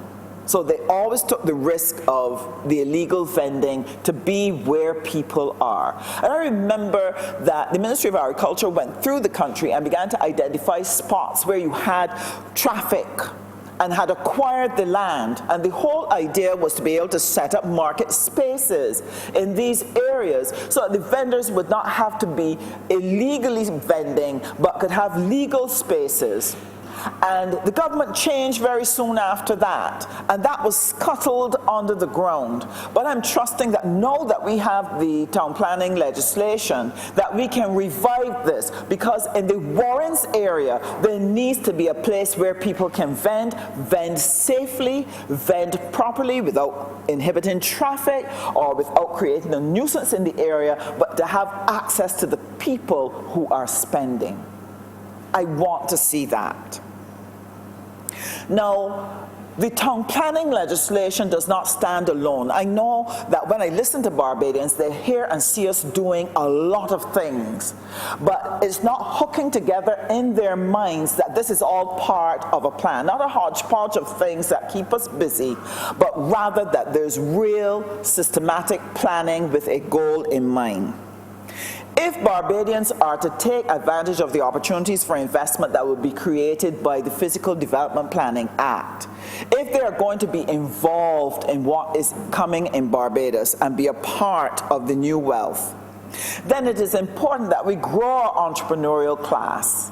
It's important that we build the entrepreneurial strength. And we did that when we created the trust loans. That what the trust loans were trying to do was to seek those persons who would not ordinarily get the chance to do investment, to be granted a loan by a regular lending institution, to give them the opportunity to get their feet wet with a $5,000 loan, and if they're able to successfully pay it back, to have access to $10,000 so they could build credit. What is that to do? To build the foundation for their participation in the investment opportunities that will come through the Town Planning Act.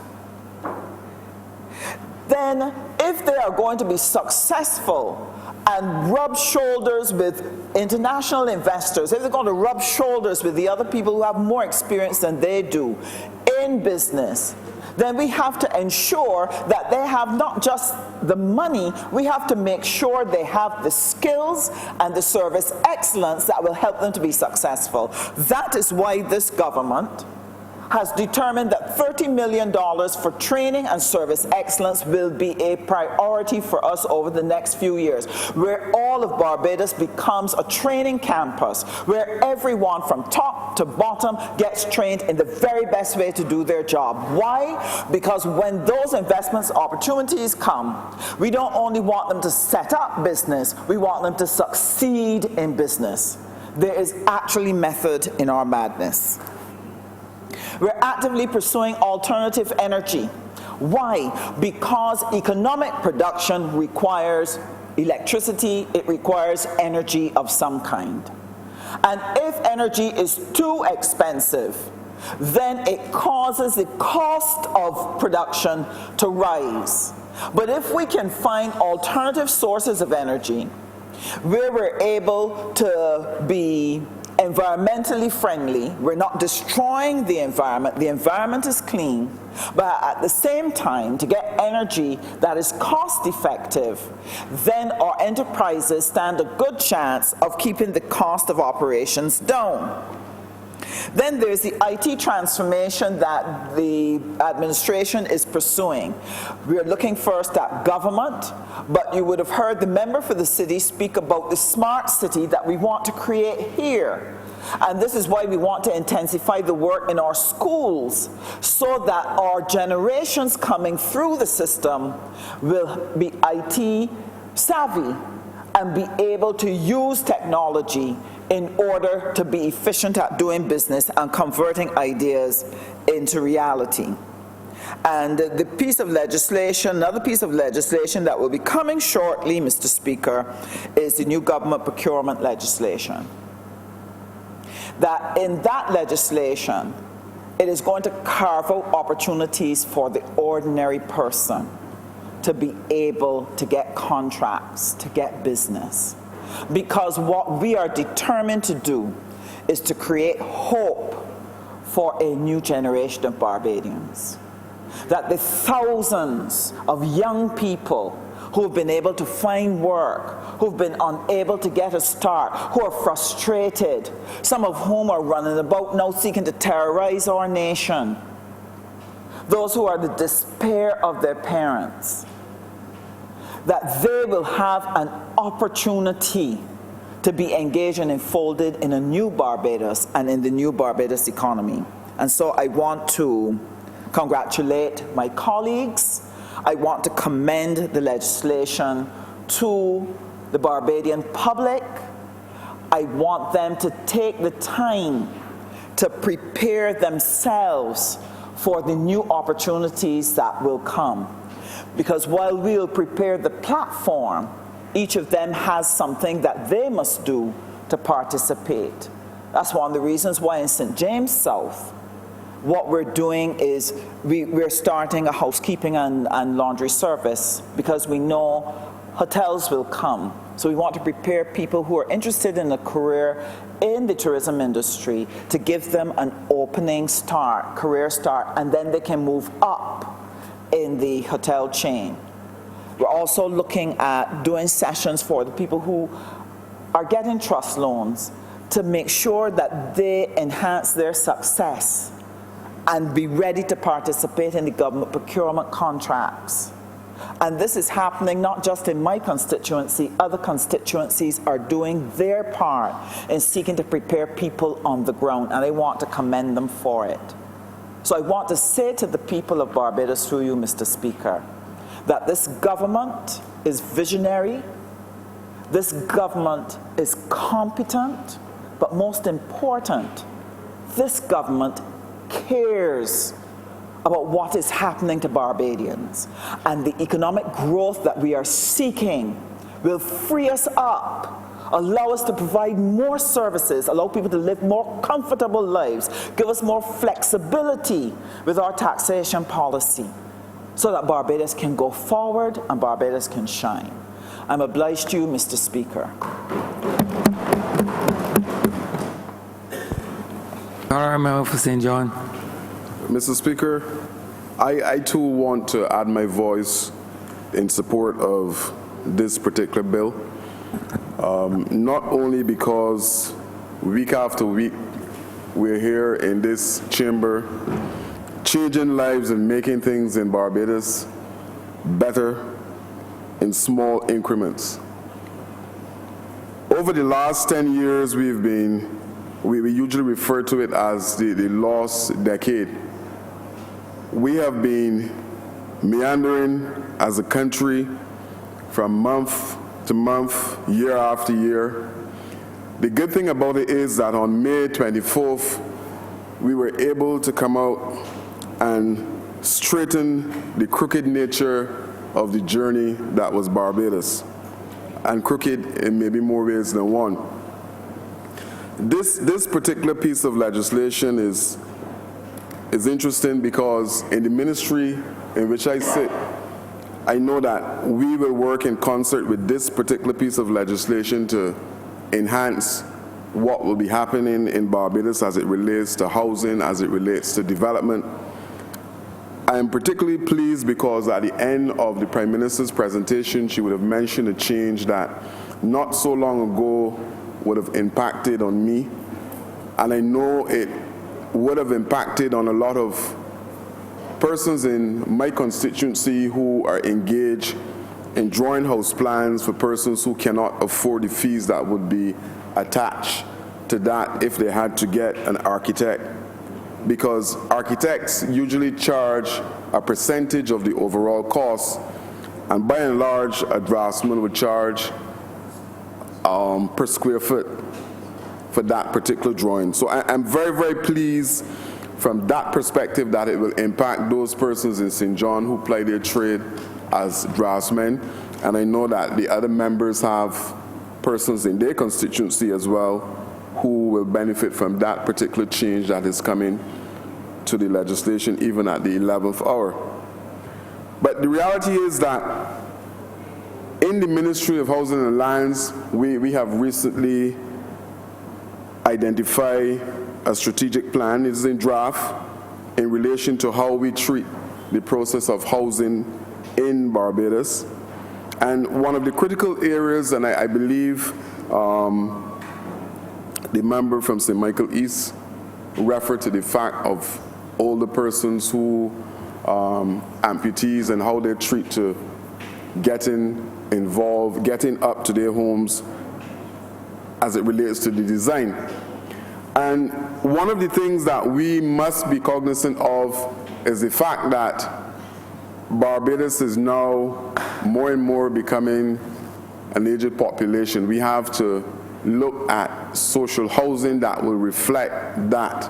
Will reflect the fact that the population is getting to an age when we must understand that the design of houses must take into consideration persons who are no longer what we would call sprightly, those persons who would need ramps to be a major part of the design of those houses that we will be putting on the landscape of Barbados. It is interesting that the legislation identified up front the purpose of the Act is to facilitate the facilitation of land development in Barbados, taking into account all relevant social, economic, and environmental factors. And we're on a weekly basis, we're constantly hearing that we should be prepared for earthquakes. We should be prepared for a major earthquake to hit this particular region. Now, all of us in here would wish that that never ever come to pass. But the reality is that the construction of houses now must take that into consideration. And from my limited knowledge, I know that some of the designs of the past will not survive if we are hit by any type of earthquake at a major level in this country. Now, in the Ministry of Housing, one of the things in the last 8 months that I have come to recognize is that the quality of the civil servants in the Ministry of Housing, I mean the skill sets, are at a level that I really believe that over the last 10 years they were stymied by a government that was there without vision. And I know that this particular piece of legislation will now make the Ministry of Housing and Lands run where before they were just creeping. But in particular as well, this particular bill, this particular piece of legislation will benefit persons in my constituency in St. John. And I'll tell you why, Mr. Speaker. Because as I stand here this evening, I have one playing field that is currently in the ministry, or in, I should say, tongue and country planning, waiting approval. And I'm sure that this particular legislation will fast track that. Only last week, there was a landowner who indicated to me in St. John that there's land for development, 50 lots, that he was proposing more than 10 years ago to develop in St. John that would add to the housing stock in St. John. And because of what can only be described as a nefarious government, planning permission was not granted to that particular individual. And based on what is coming now in this legislation as it relates to the speed of approval for projects that will benefit individuals, I believe that very soon that 50-lot housing development will come to the constituency of St. John. In addition to that, there's Crown land in St. John that I believe can benefit from what we call ribbon development, Mr. Speaker. And by that I mean the only thing that we need to do in order to make those house spots a reality is for a land surveyor to go in and survey based on whatever square footage is decided for those particular lots in St. John. And with this legislation, again, that is one of the areas that I believe members in the constituency in St. John, and I'm sure the wider Barbados will also benefit from that. Now, I have an old polyclinic, Mr. Speaker, in St. John that is lying idle, that is going to waste, and I am aware that if submitted and asked change of use, that particular facility at Gore Hill, St. John, can come to life again and provide some kind of commerce in St. John and provide work and employment for persons within the constituency of St. John. And this legislation, Mr. Speaker, will trigger that. So I immediately embrace this because I am aware that benefits will redound to the constituency of St. John, and those good people who would have sent me here to this August House will benefit from this legislation. And the reality is that I have talked in this chamber about firewalls, and that is exactly what is happening with the Barbados Labour Party government. That week after week we come to this August chamber and provide firewalls as it relates to stopping fires from burning and burning development and burning people within this country. And this is another piece, this is another firewall, a firewall that will provide opportunities for businesses to now come and invest in Barbados, because it speaks to urban development, it speaks to partial development, partial planning development.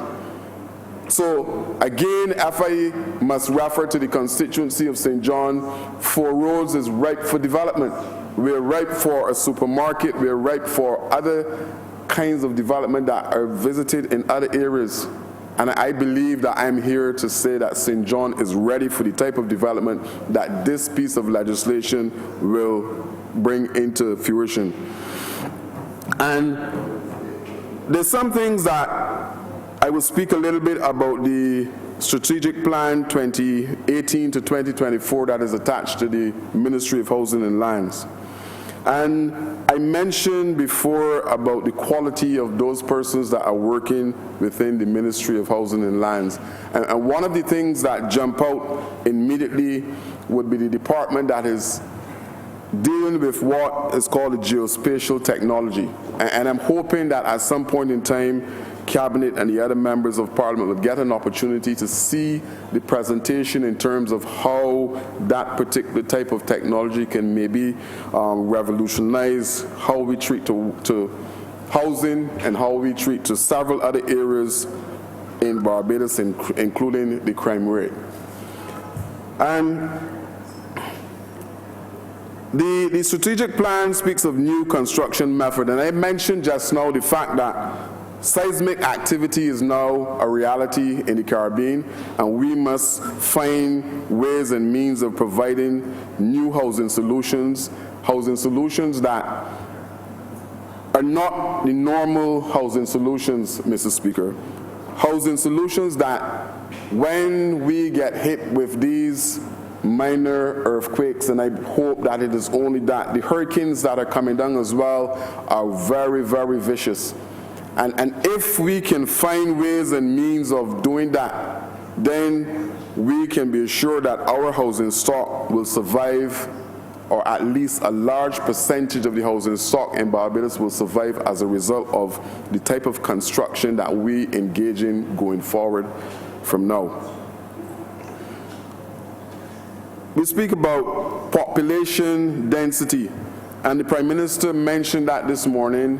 And it is a concern as well in the Ministry of Housing that we need to find solutions for those particular communities in those particular housing developments where, as mentioned before, 3 and 4 and 5 generations of persons are living within one household. But there's some truths that must be observed. And some of these include the disposal of solid waste. It is becoming a major problem. We know that the Honourable Minister of Water and Drainage would have been doing what he was supposed to do as it relates to the South Coast. But the reality is that storage is a major, major problem within the country, and we need to find solutions as it relates to that. And hopefully the legislation will do that. I know the Honourable Minister of Youth is looking as well to produce his favorite project that he talked about over and over, building blocks. And this particular legislation now will allow sourcing of land to erect those kiosks so that a lot of our young men that are now adrift on the blocks in Barbados will have an opportunity to use these kiosks, and women. Thank you, Honourable Member for St. Thomas. Because the reality is that I was there. I was working with those guys on the blocks. And as mentioned, if there's going to be a building boom, then we need to be prepared, and we need to have those youngsters prepared for that. And the only way that we're going to do that is if we engage in training in the construction industry. I was told recently that very, very soon there will be a shortage of plumbers on this island. I was told by a contractor that just now we will have to be importing labor from our neighbors in the Caribbean. But yet still, we have that situation where a number of our young men, Mr. Speaker, are adrift on the blocks. And we need to embrace that. We really, really need to embrace that. So I am saying that this is timely. It is timely in the sense that it provides an opportunity for us to engage and to embrace the building boom that surely will visit the shores of Barbados and provide opportunities for employment. It will again provide an opportunity for us to see growth in this country after 10 stagnant years.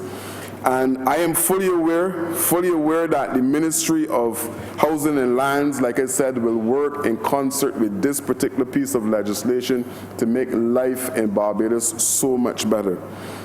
And the strategic plan, Mr. Speaker, it is basically 5 overarching goals that we're embracing in the Ministry of Housing and Land as we seek to go forward. The provision of housing, which is standard, the development of innovative housing policy, which again we are working on, sustainable property management, and this is one of the critical areas in Barbados, because the reality is that if we had to put in place preventative measures, if we had to put in place timely maintenance, then a lot of the issues that we're having with sick buildings in Barbados would not obtain, Mr. Speaker.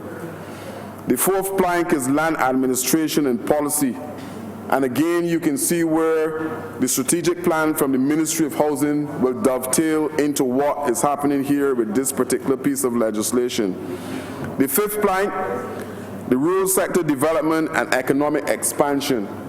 And the reality is again that we have limited land space in Barbados, and we must take into consideration that in addition to housing, we must also look at farming, and there's land in St. John, Mr. Speaker, that has been lying idle for X amount of years.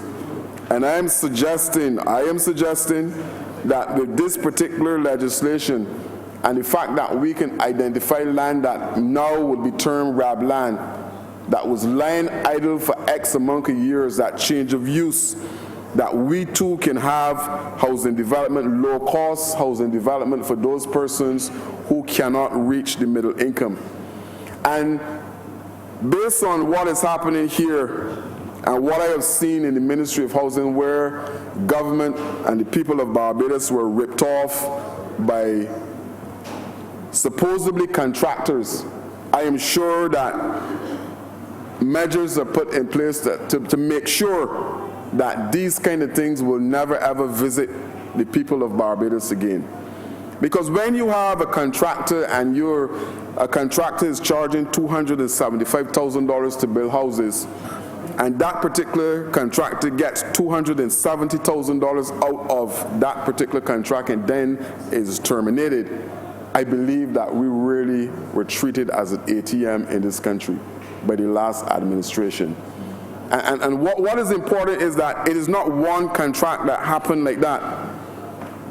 And then National Housing Corporation had to take resources to go and complete these housing projects, Mr. Speaker. And this should not happen in this country again.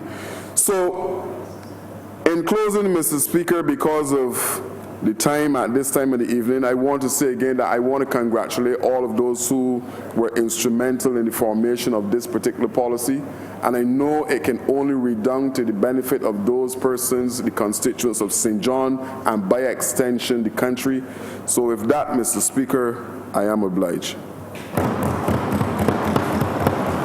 Honourable Member for Michael Southeast. Thank you, Mr. Speaker. I too rise to lend my support for what I consider to be a transformational piece of legislation, the Planning and Development Bill of 2019. As I would have indicated earlier, we would have substituted the earlier, withdrawn the earlier legislation and substituted it with the amended provisions, and we will be able to address any of the amendments within the committee stage. But I want to, at the outset, commend honourable members who have spoken in this chamber in support of the legislation. I am pleased that the honourable leader of the opposition... I believe that there is one person speaking. So I want to hear one person. And I'm sure the public wants to hear one person at a time. Thank you, Mr. Speaker. And again, I want to thank honourable members for their contributions, particularly the honourable member for St. Michael South Central, for her contribution and certainly for her work in relation to bringing this to the fore. Obviously, that has been under the direction of the honourable leader of the Barbados Labour Party and leader of this country. And Mr. Speaker, it is that foresight by the Honourable Prime Minister that I believe has made this piece of legislation a reality. And I say that because both while as leader of this party, but also prior to being the leader of this party, we have seen a number of initiatives being brought to the fore in relation to consultation with the country, consultation with various sector groups in the country, private sector interests. We have seen consultation at the level of going into communities to ascertain from people what it is that they would want to see. And I believe even in the drafting and presentation to the country of documents such as the Covenant of Hope and certainly the Manifesto, the contents therein have reflected the interests of the people and also the desires of the people of Barbados.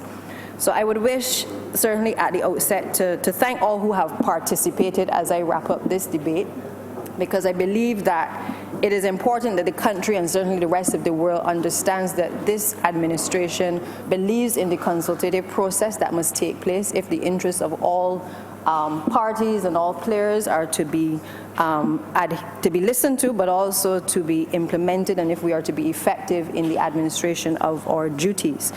Now, it is interesting that this piece of legislation has a history with the past administration, and I say that because not only the then Prime Minister who was responsible for this portfolio would have, when he took it up in 2011, would have spoken to going into the Town and Country Planning Department, recognizing all of the issues that presented and faced the country that we've spoken about today, all of the delays, all of the issues that developers would have faced, the fact that in some cases he felt that the persons within the Town and Country Planning Department were being unfairly criticized for the delays in the system. But we also, under the last administration, had the honourable member for, I believe it was St. James South at the time, speaking against his own political party and raising the same issues that have led us today to be able to bring this piece of legislation to this chamber. Because that honourable member at the time spoke to the country of all of the things that we have highlighted as to why we have had to bring this piece of legislation to change the way in which the administration of planning applications come to the fore in this country. The thing about it, Mr. Speaker, is that the last administration, while recognizing what needed to be done, took us on a decade where nothing was done in this country. And as a consequence, the frustrations of the people of the Barbados Labour Party heard, and they have honored by bringing this piece of legislation here today. You know, I found it interesting that the leader of the opposition, who, you know, and I don't want to batter him, he's not in his place, but I'm sure he's listening somewhere on the premises to what I'm about to say. But as I listen to him today support this piece of legislation, I'm glad that he's able to support it. But some of the questions that he raised, rightly so, in terms of where Barbados needs to be in 30 or 40 years, I know that that honourable member knows for a fact the vision of the Barbados Labour Party, because it was not so long ago that he was in the bosom of the Barbados Labour Party. And therefore, I know that he understands that it is not by chance that the title of this legislation is the Planning and Development Bill. Planning and development, not by error, but by design, speaks, Mr. Speaker, to an administration that understands that if we are to develop this country, must first put in place things that we have to plan. We have to consult, but we have to plan. And so it is by no chance that this legislation is called the Planning and Development Bill.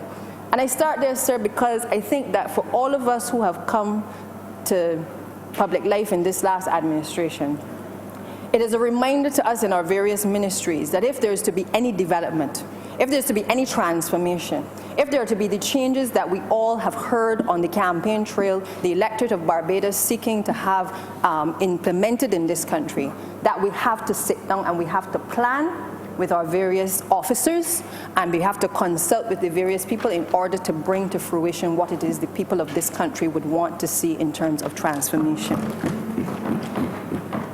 It is not a case, sir, where under the last administration, when you talk about planning and development, that things like the 20-year program, which was introduced to people who lived in the housing areas, where they were told they could own a piece of the rock, that they would now be able to have extensions on their home, and that they would be able to legitimize any extensions that they had on their property. That's not the type of development that we are talking about, sir, because that is an era where people were tricked into believing that an administration cared sufficiently about the electorate, that they were then going to empower and to enfranchise people to own a piece of the rock.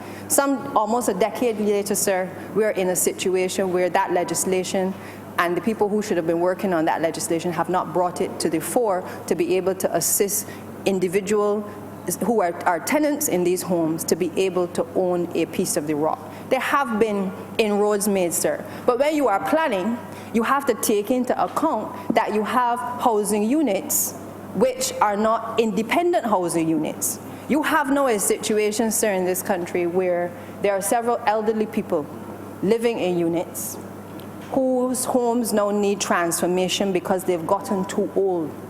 And we have to take into account in our planning, if we are to develop this country, a situation where we must appreciate that in some cases those elderly persons need to come downstairs of their home and they need to be outfitted with bathroom facilities, not upstairs, sir, but downstairs, so that they can be properly accommodated in their old age. And it requires an administration that understands the burden that is being placed on our elderly in these situations, which understands that our planning and our development must take into account the changing situations in the households. The fact that we have an elderly population, a growing elderly population, and therefore we can't speak of development without sitting down and looking and assessing individual areas in communities to be able to fully appreciate what is needed across communities. I would hope, Mr. Speaker, that when the time comes for the consultation, which I see highlighted in relation to this legislation, that is to take place with the stakeholders, it is to take place with the consultation with communities, that we have town hall meetings attended by individual representatives and even people vying to be representatives of the constituencies, but all stakeholders, to be able to ascertain what do people want to see in their community. What is the development plan that the average Barbadian would like to see, sir? Because I know there are people in St. Michael Southeast who have ideas about how they would want to see acres of land develop, abandoned lots developed. We have had a situation where we have built out housing estates and we've called nice areas on the development plans open spaces, sir. But the open spaces now have become areas that have gotten accumulations of bush and overgrowth of bush. And as a consequence now, they are creating nuisances for people living in the communities, sir. That is not development. what it is that we must do is start to plan and to identify where a society is going in terms of when you have a development, what it is that you need to do 5 years from the time the development has started. What do you need to do 10 years from now?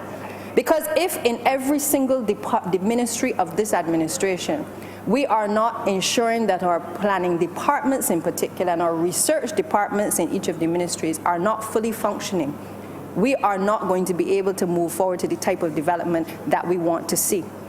Each ministry must ensure that those departments are creating the statistics and gathering the statistics that are necessary to inform decisions. So whether it is in town and country planning in terms of what you need to do on the coastline, what it is that you need to do in the countryside, whether it is what I have to do in education, which must inform curriculum reform, which must inform where schools are located, it is important, sir, that we as an administration ensure that our planning and statistical departments and research departments in our ministries are up and fully functioning and able to inform ministers in relation to what they do.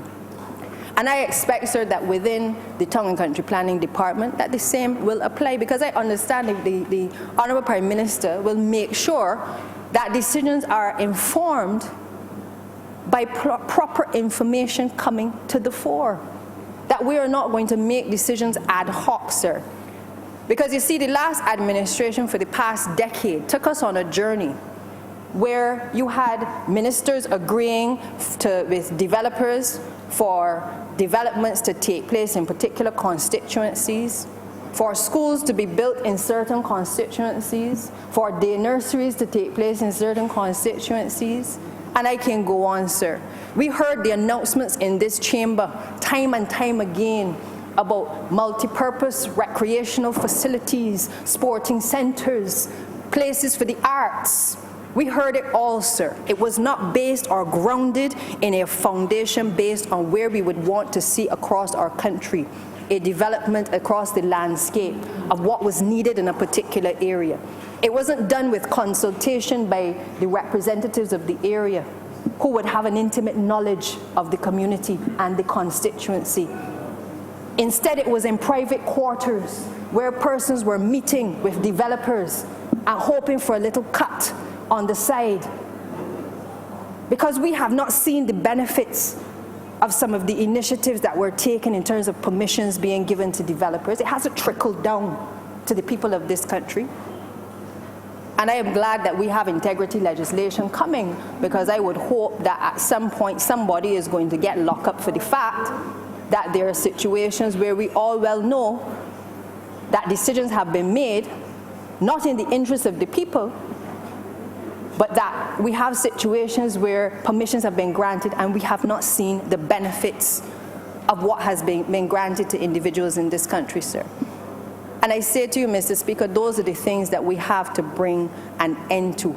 A situation where development and planning is looked at as Barbados, what is in the interest of Barbados, not as what is in the interest of any one constituency representative, not two ministers getting together and deciding that they can get a cut of something, but a development plan that takes into account the country and the interests of the country. So roads are not done ad hoc.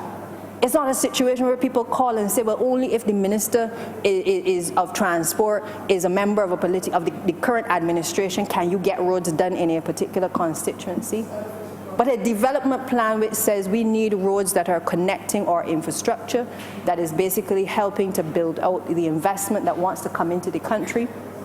A plan that takes into account where we want to build out cities, where we want our tourists to go when they come on holiday. And sir, it is not just about a plan that looks at just the future, but the reality is we have to start to look at what we have right now and to make determinations in terms of those many files that have been sitting in the planning department, and make decisions in terms of what people have been applying for, and make decisions in terms of the Barbados that we want to see, sir. Because I think the people of this country have grown tired of that decade of decisions being made not in their interests, and that only certain people can apply and get permission to get things done. It is not on the basis of the value of the application, but it has become a feeling that it is only for a certain type of person that can apply to get permissions to get the development done in a particular area.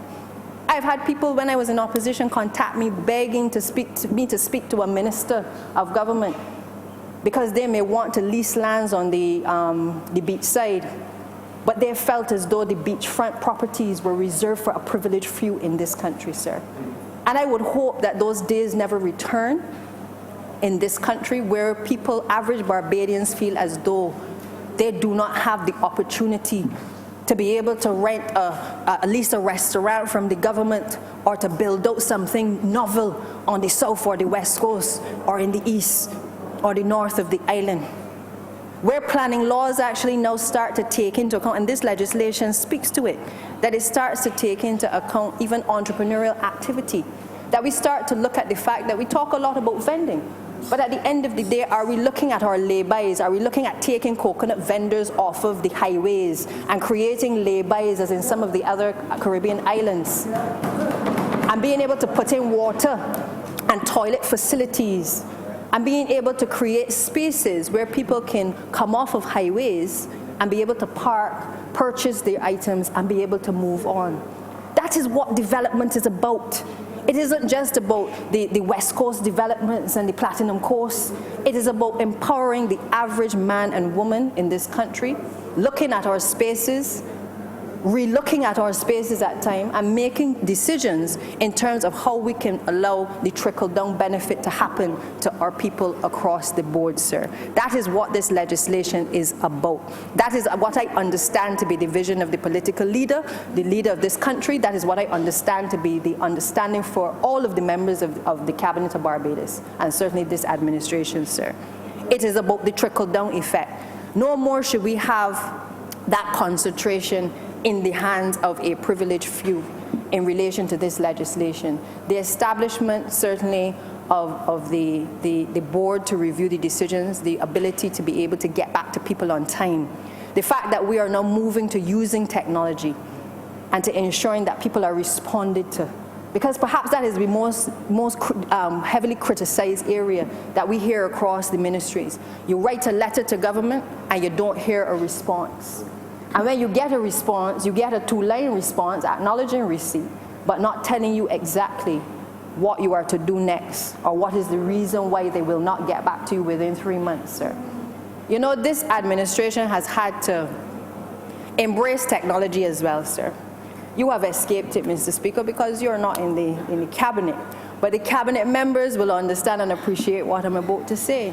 Many of us, just like persons within town and country planning and other departments, have had to start to embrace technology in a way that we may not have done so before.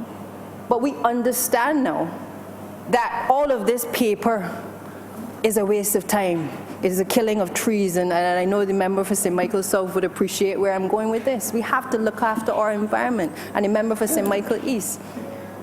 We have had to reach a point in cabinet where we have had to make decisions in terms of the quantity of paper in relation to cabinet papers that come to us, and to be able to move towards technology to be able to access information.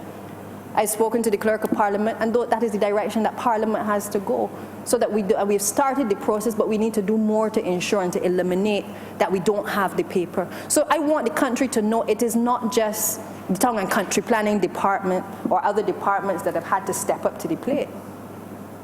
The Cabinet of Barbados has also had to step up to the plate, because we can't be telling the people one thing and then doing something else.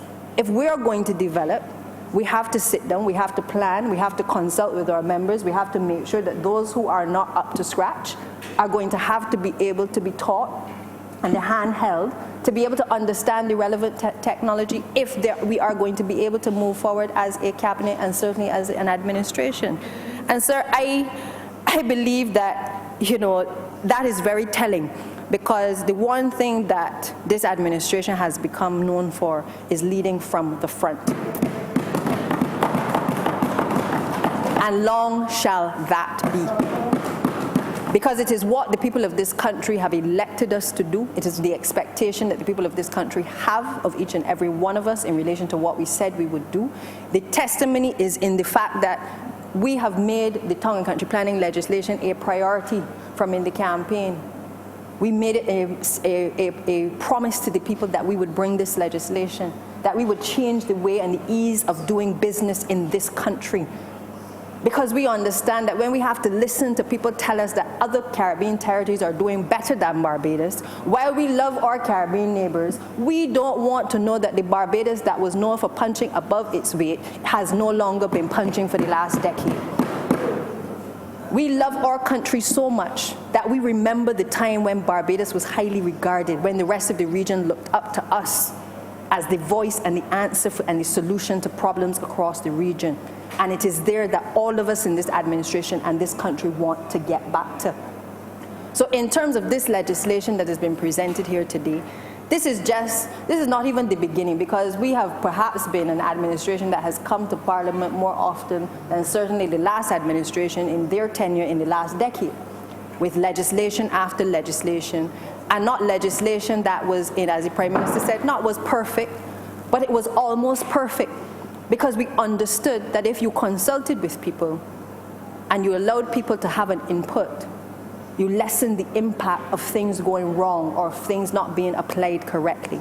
And we have always said we are prepared if there are amendments to be made or if there are things that have not been thought through, to be able to come back, to be able to make whatever changes are needed. But we have to start somewhere. We have to start the ball rolling, and we have to have that conversation continuously with the country, where people appreciate that consultation is the only way that we are going to be able to plan effectively, and equally, that is the only way that we are going to be able to develop this country. Now, Mr. Speaker, I embrace this legislation wholeheartedly, because things like environmental assessments, particularly in light of the conversation that we've been having with the country about expanding the island and taking in and reclaiming lands, I believe that these things are things that must not only be spoken about, but things that the average Barbadian must be able to be comfortable that before any further development is done on this island or any lands are reclaimed, that environmental assessments are something that become the norm. That it isn't that because of you are a particular developer that you escape environmental assessments. It also means, Mr. Speaker, that, what we became accustomed to under the last administration was developers who could take a position that they didn't have to care about the surrounding communities when they were developing an area or when they acquired an area, because the conversation was not taking place by the administration, the then administration, in relation to concerns about the constituents who surrounded a number of these major projects. And as I said before, it didn't take place because they were too busy considering what cut they would get off of the acquisition of the lands and the development. But I want this administration to understand, I want the people of Barbados to understand, that this journey and this transformation process that we are on is as much about the developer as it is about the individual constituents that surround a development. And I say so, sir, because people can only get away with what you allow them to get away with. So if you give developers permissions, but you never have a conversation with them about what matters to you as a leader, what matters to you as a minister, they will take you for a ride. And that is what we saw in the last decade, that no account was taken or no conversation was had about the interests of the people that surrounded certain developments. But I am assured, Mr. Speaker, that under this administration, that is not going to happen. Because I know that our current leader understands that if a developer comes offering whatever, that conversation must take place about what must happen in terms of jobs for the surrounding residents in an area. I remember during and before the campaign, speaking to residents in the area of the Valerie project in Britain's Hill. And I remember concern being expressed by young men and women around in the surrounding areas, around the play parks, upset that they had skills in the community, but they were not able to be part of the labor crew that had been engaged to assist with building out the property. Completely ignored, not even a conversation by the powers that be in relation to engaging those individuals. And it is unfortunate. I remember even in the Pinelands area, we had a situation where the Parkinson Resource Center was being renovated. And I had to intervene with the contractor to speak to him about engaging young men and women from the surrounding area. You know, because it isn't just about putting people to work, but it is a difficult situation when you see in your community that development is happening. And you live in a little shanty, you live in a 2x4, you don't have running water, you don't have electricity, but you are seeing a magnificent structure going up that you will never be able to afford. It is difficult for people to comprehend that. And therefore, while we want to ensure that we enable developers to be able to develop lots of land and make sure that Barbados is improved, at the same time, we have to make it abundantly clear to those who want to invest in this country that while we welcome their investment, we want them to also invest in our people. And we want our people to give a good day's work in whatever they do. Because it cannot be a culture being developed where we beg for people to get work, but then they don't turn up to do an honest day's work. So the message must go out that we are going to make sure and defend your interests as a people to make sure that when we grant the permissions, that equally the conversation takes place to ensure that as a people in the surrounding area, that you must also be the benefactor of the work and the labor that is due from the particular contract. Mr. Speaker, these are some of the pressing issues that I believe that this legislation addresses in principle, but the fleshing out of it must come from the vision that is being expressed by the leadership of this country. Because we have seen that we had leaders before that talked all kinds of things, pronounced on all kinds of things. But at the end of the day, we never saw the benefits to the people. It is always about the conversation you have with a developer. If you go to a sponsor and you explain to him or her what it is that you would like from them, they're going to ask for you as well what you are going to get back. It is a two-way process. And therefore, we must always be in a position to let people know they love Barbados, they want to invest in Barbados, but it is about us sharing what we have with the rest of the world. But we have to develop Barbados in a way that Barbadians feel as passionate about Barbados as the people who make the money out of Barbados. That is where the vision has to be. And in everything we do, every conversation that must take place with people who want to invest in foreign affairs, ambassadors, whoever it is, they must understand that we have something to offer as well. It isn't simply about what they can bring to Barbados, but we must equip ourselves in our various ministries to ensure that our people are adequately competent to be able to work in these various sectors that are created, that they're able to set up their entrepreneurial activities. We are the ones who have to ensure that the skill set is provided. We can't simply wait on investors to come and then hope they're going to hire our people, but we have not prepared our people for the types of work and the engagement that is likely to arise from the types of development that we are likely to bring to our shores.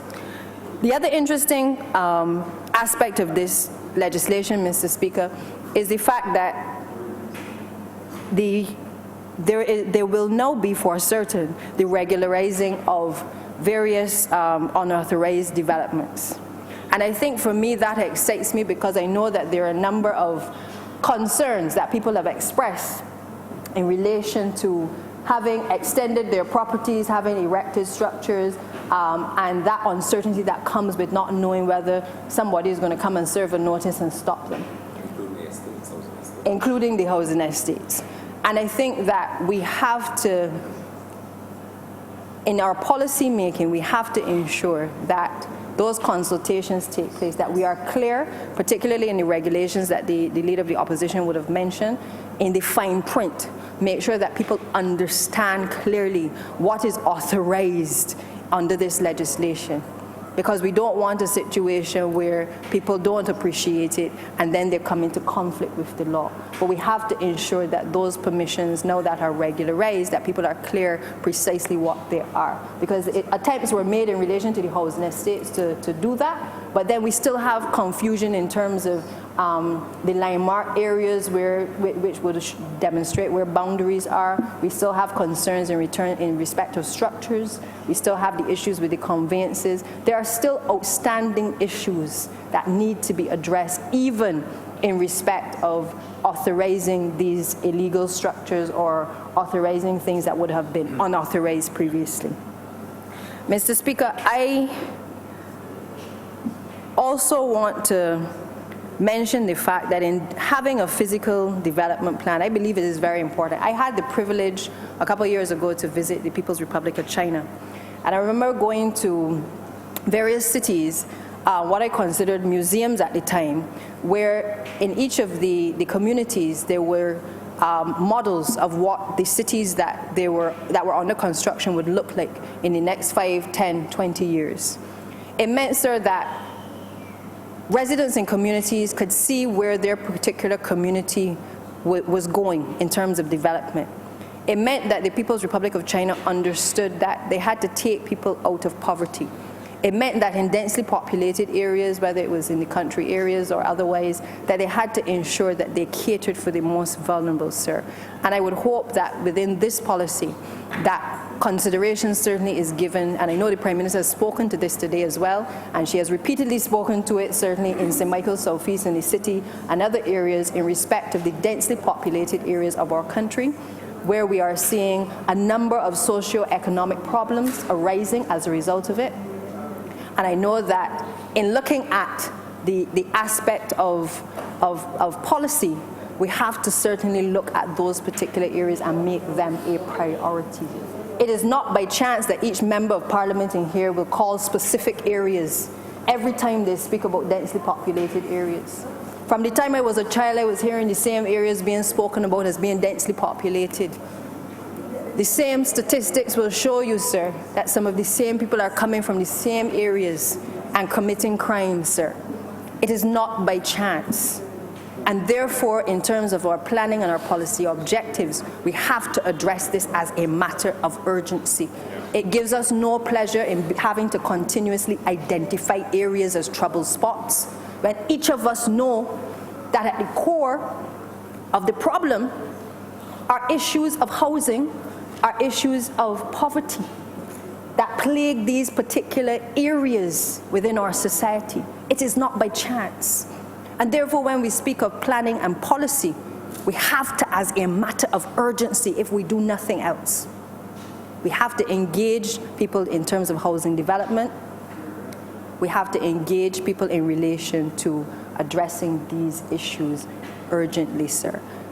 I know that the Pinelands area has been identified as one of those areas. The city has been identified as one of those areas. I believe Gall Hill and Silver Hill, and there are many others.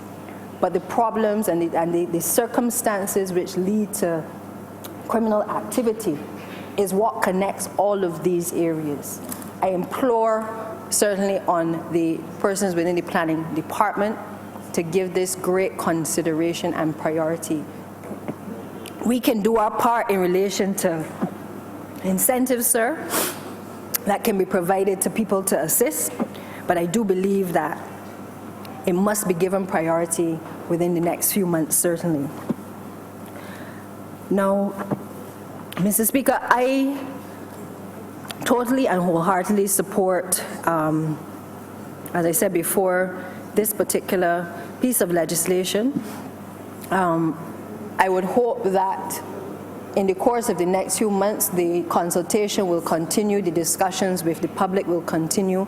Certainly, I know that the planning department will certainly continue to receive concerns and certainly, any areas or challenges that are being experienced. And I ask the public of Barbados to be patient, because it has been, we are now correcting the wrongs, but we know that there may be teething problems, whether it is with the technology, whether it is with making sure that the particular changes are made within the department, whether it is in relation to going through the numerous files that have been left for the Prime Minister to assess, or the town planner or the board. And so, sir, I would wish to beg to move that this bill be read a second time. Somebody say something. Question is that this bill be read a second time. All those honourable members in favour, please say aye. Those against, please say no.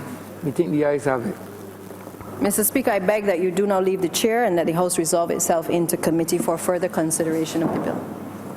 Have to elect her. Have to elect a member.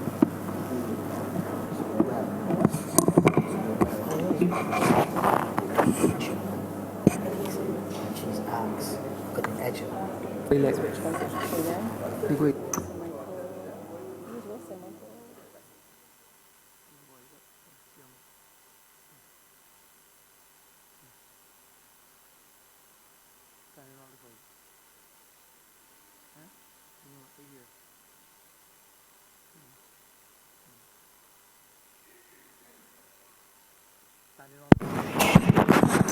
Standing on 5.4. 5.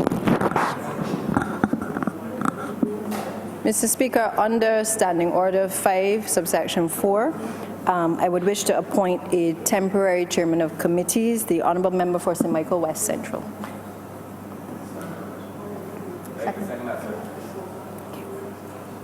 Question is that the honourable member for St. Michael West Central be elected temporary chairman of committees. All those honourable members in favour, please say aye. Those against, please say no. We think the ayes have it. The honourable member for St. Michael West Central is so elected.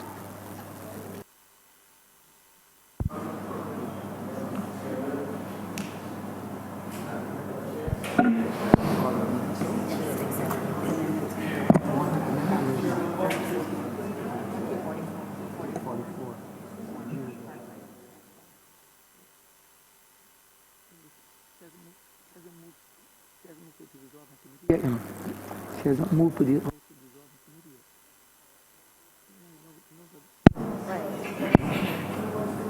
Mr. Speaker, I beg to move that the House do now resolve itself into committee for further consideration of this bill. questions that the Honourable Speaker leave the chamber and the House resolve itself into committee for further consideration of this bill. All those honourable members in favour, please say aye. Those against, please say no. We think the ayes have it.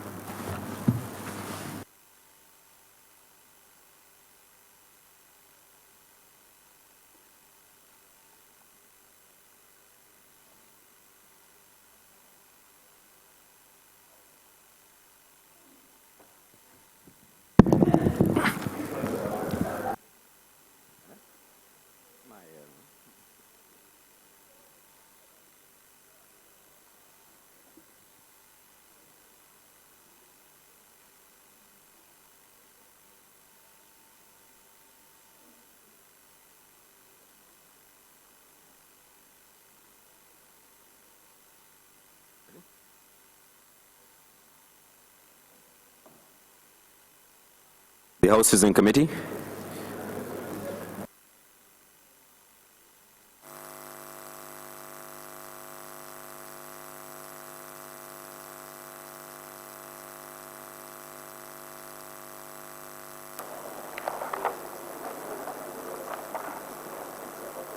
Part 1, clauses 1 to 3. I beg to move, Mr. Chairman, that Part 1, clauses 1 to 3 do now stand part. Second that. The question is that Part 1, clauses 1 to 3 stand part. All those honourable members in favour, please say aye. Aye. All those against, please say no. I think the ayes have it.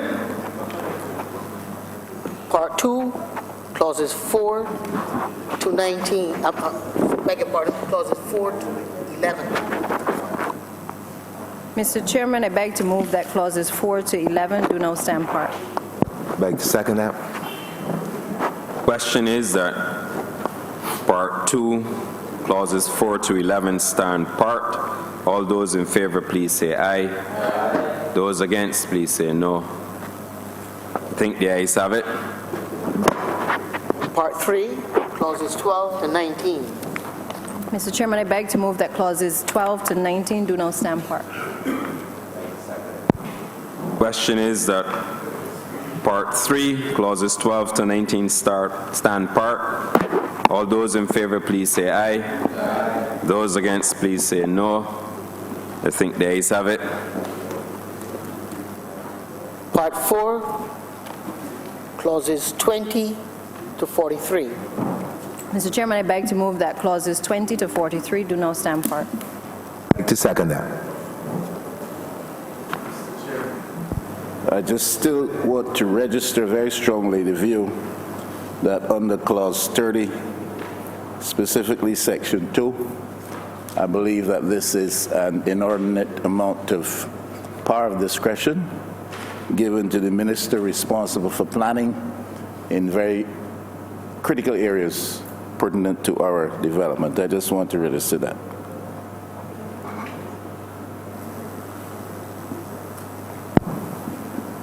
Question is, so noted, the question is that part 4, clauses 20 to 43 stand part. All those in favor, please say aye. Those against, please say no. I think the ayes have it. Part 5, clauses 44 to 51.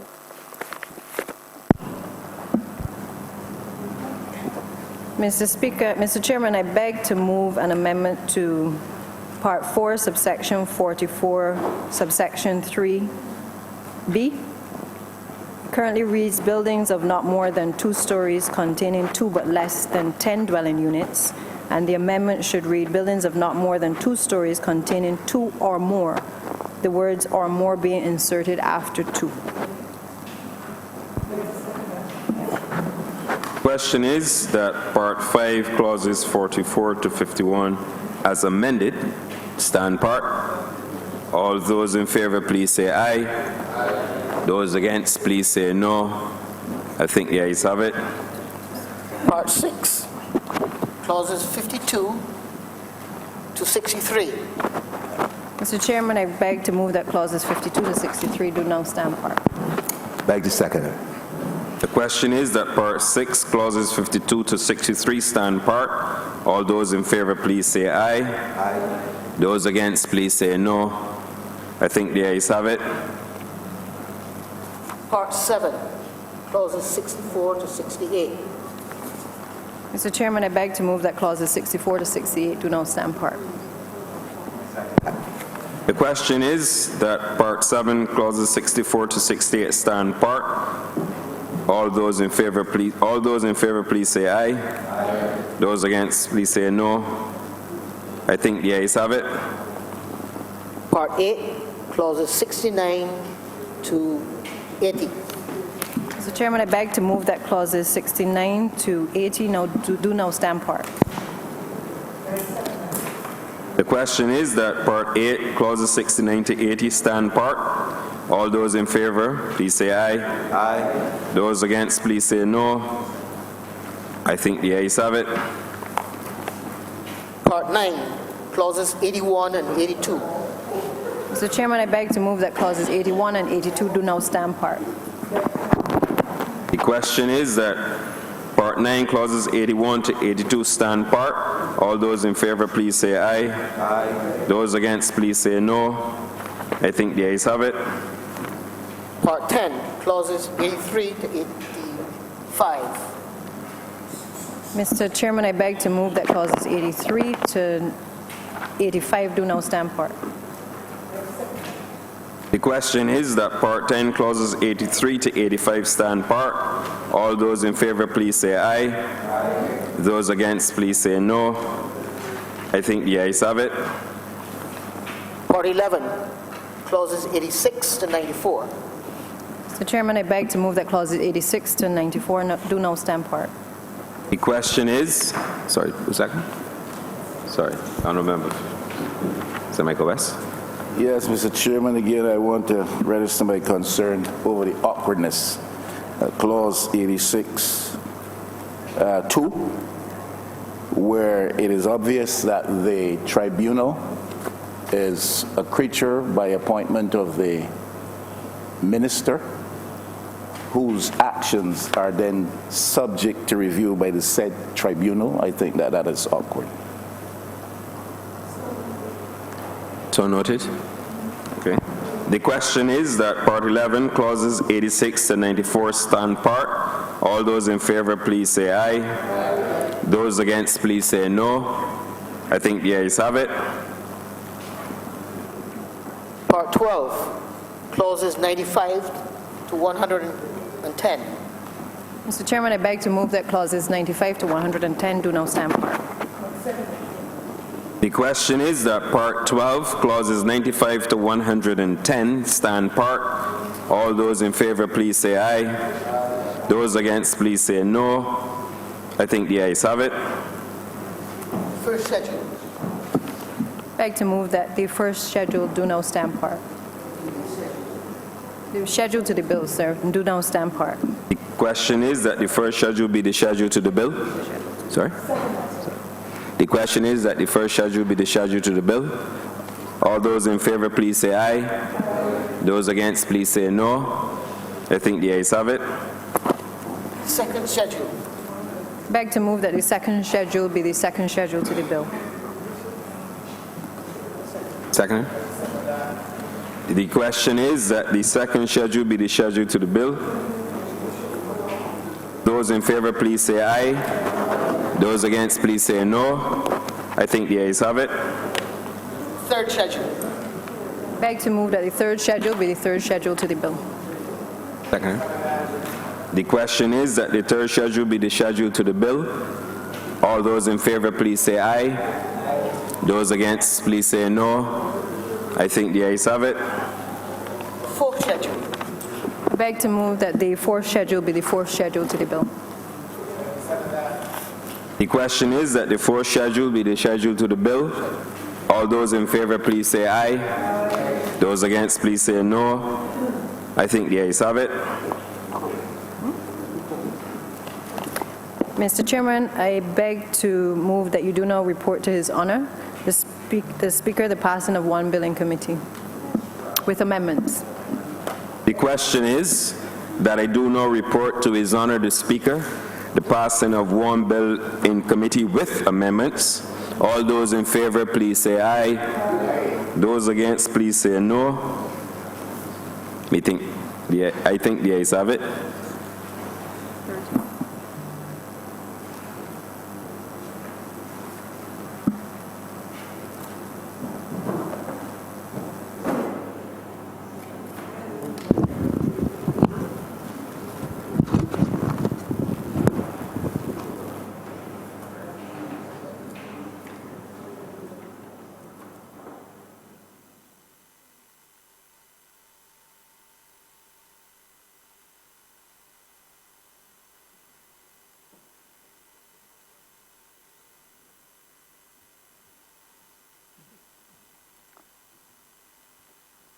Chairman of the committee has reported the passing of one bill in committee with amendments.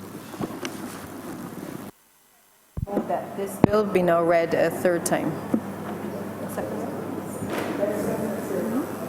Question is this bill be read a third time. All those honorable members in favor, please say aye. Those against, please say no. Me think the ayes have it.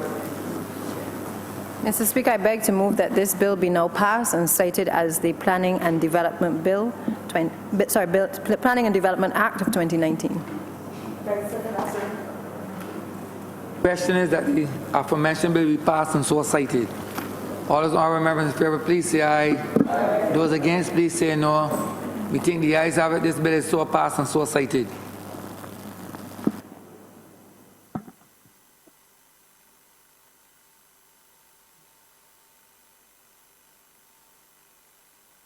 Mr. Speaker, we have come to the end of today's sitting. I wish to beg to move that this sitting be adjourned until Tuesday, the 29th of January at 10 a.m.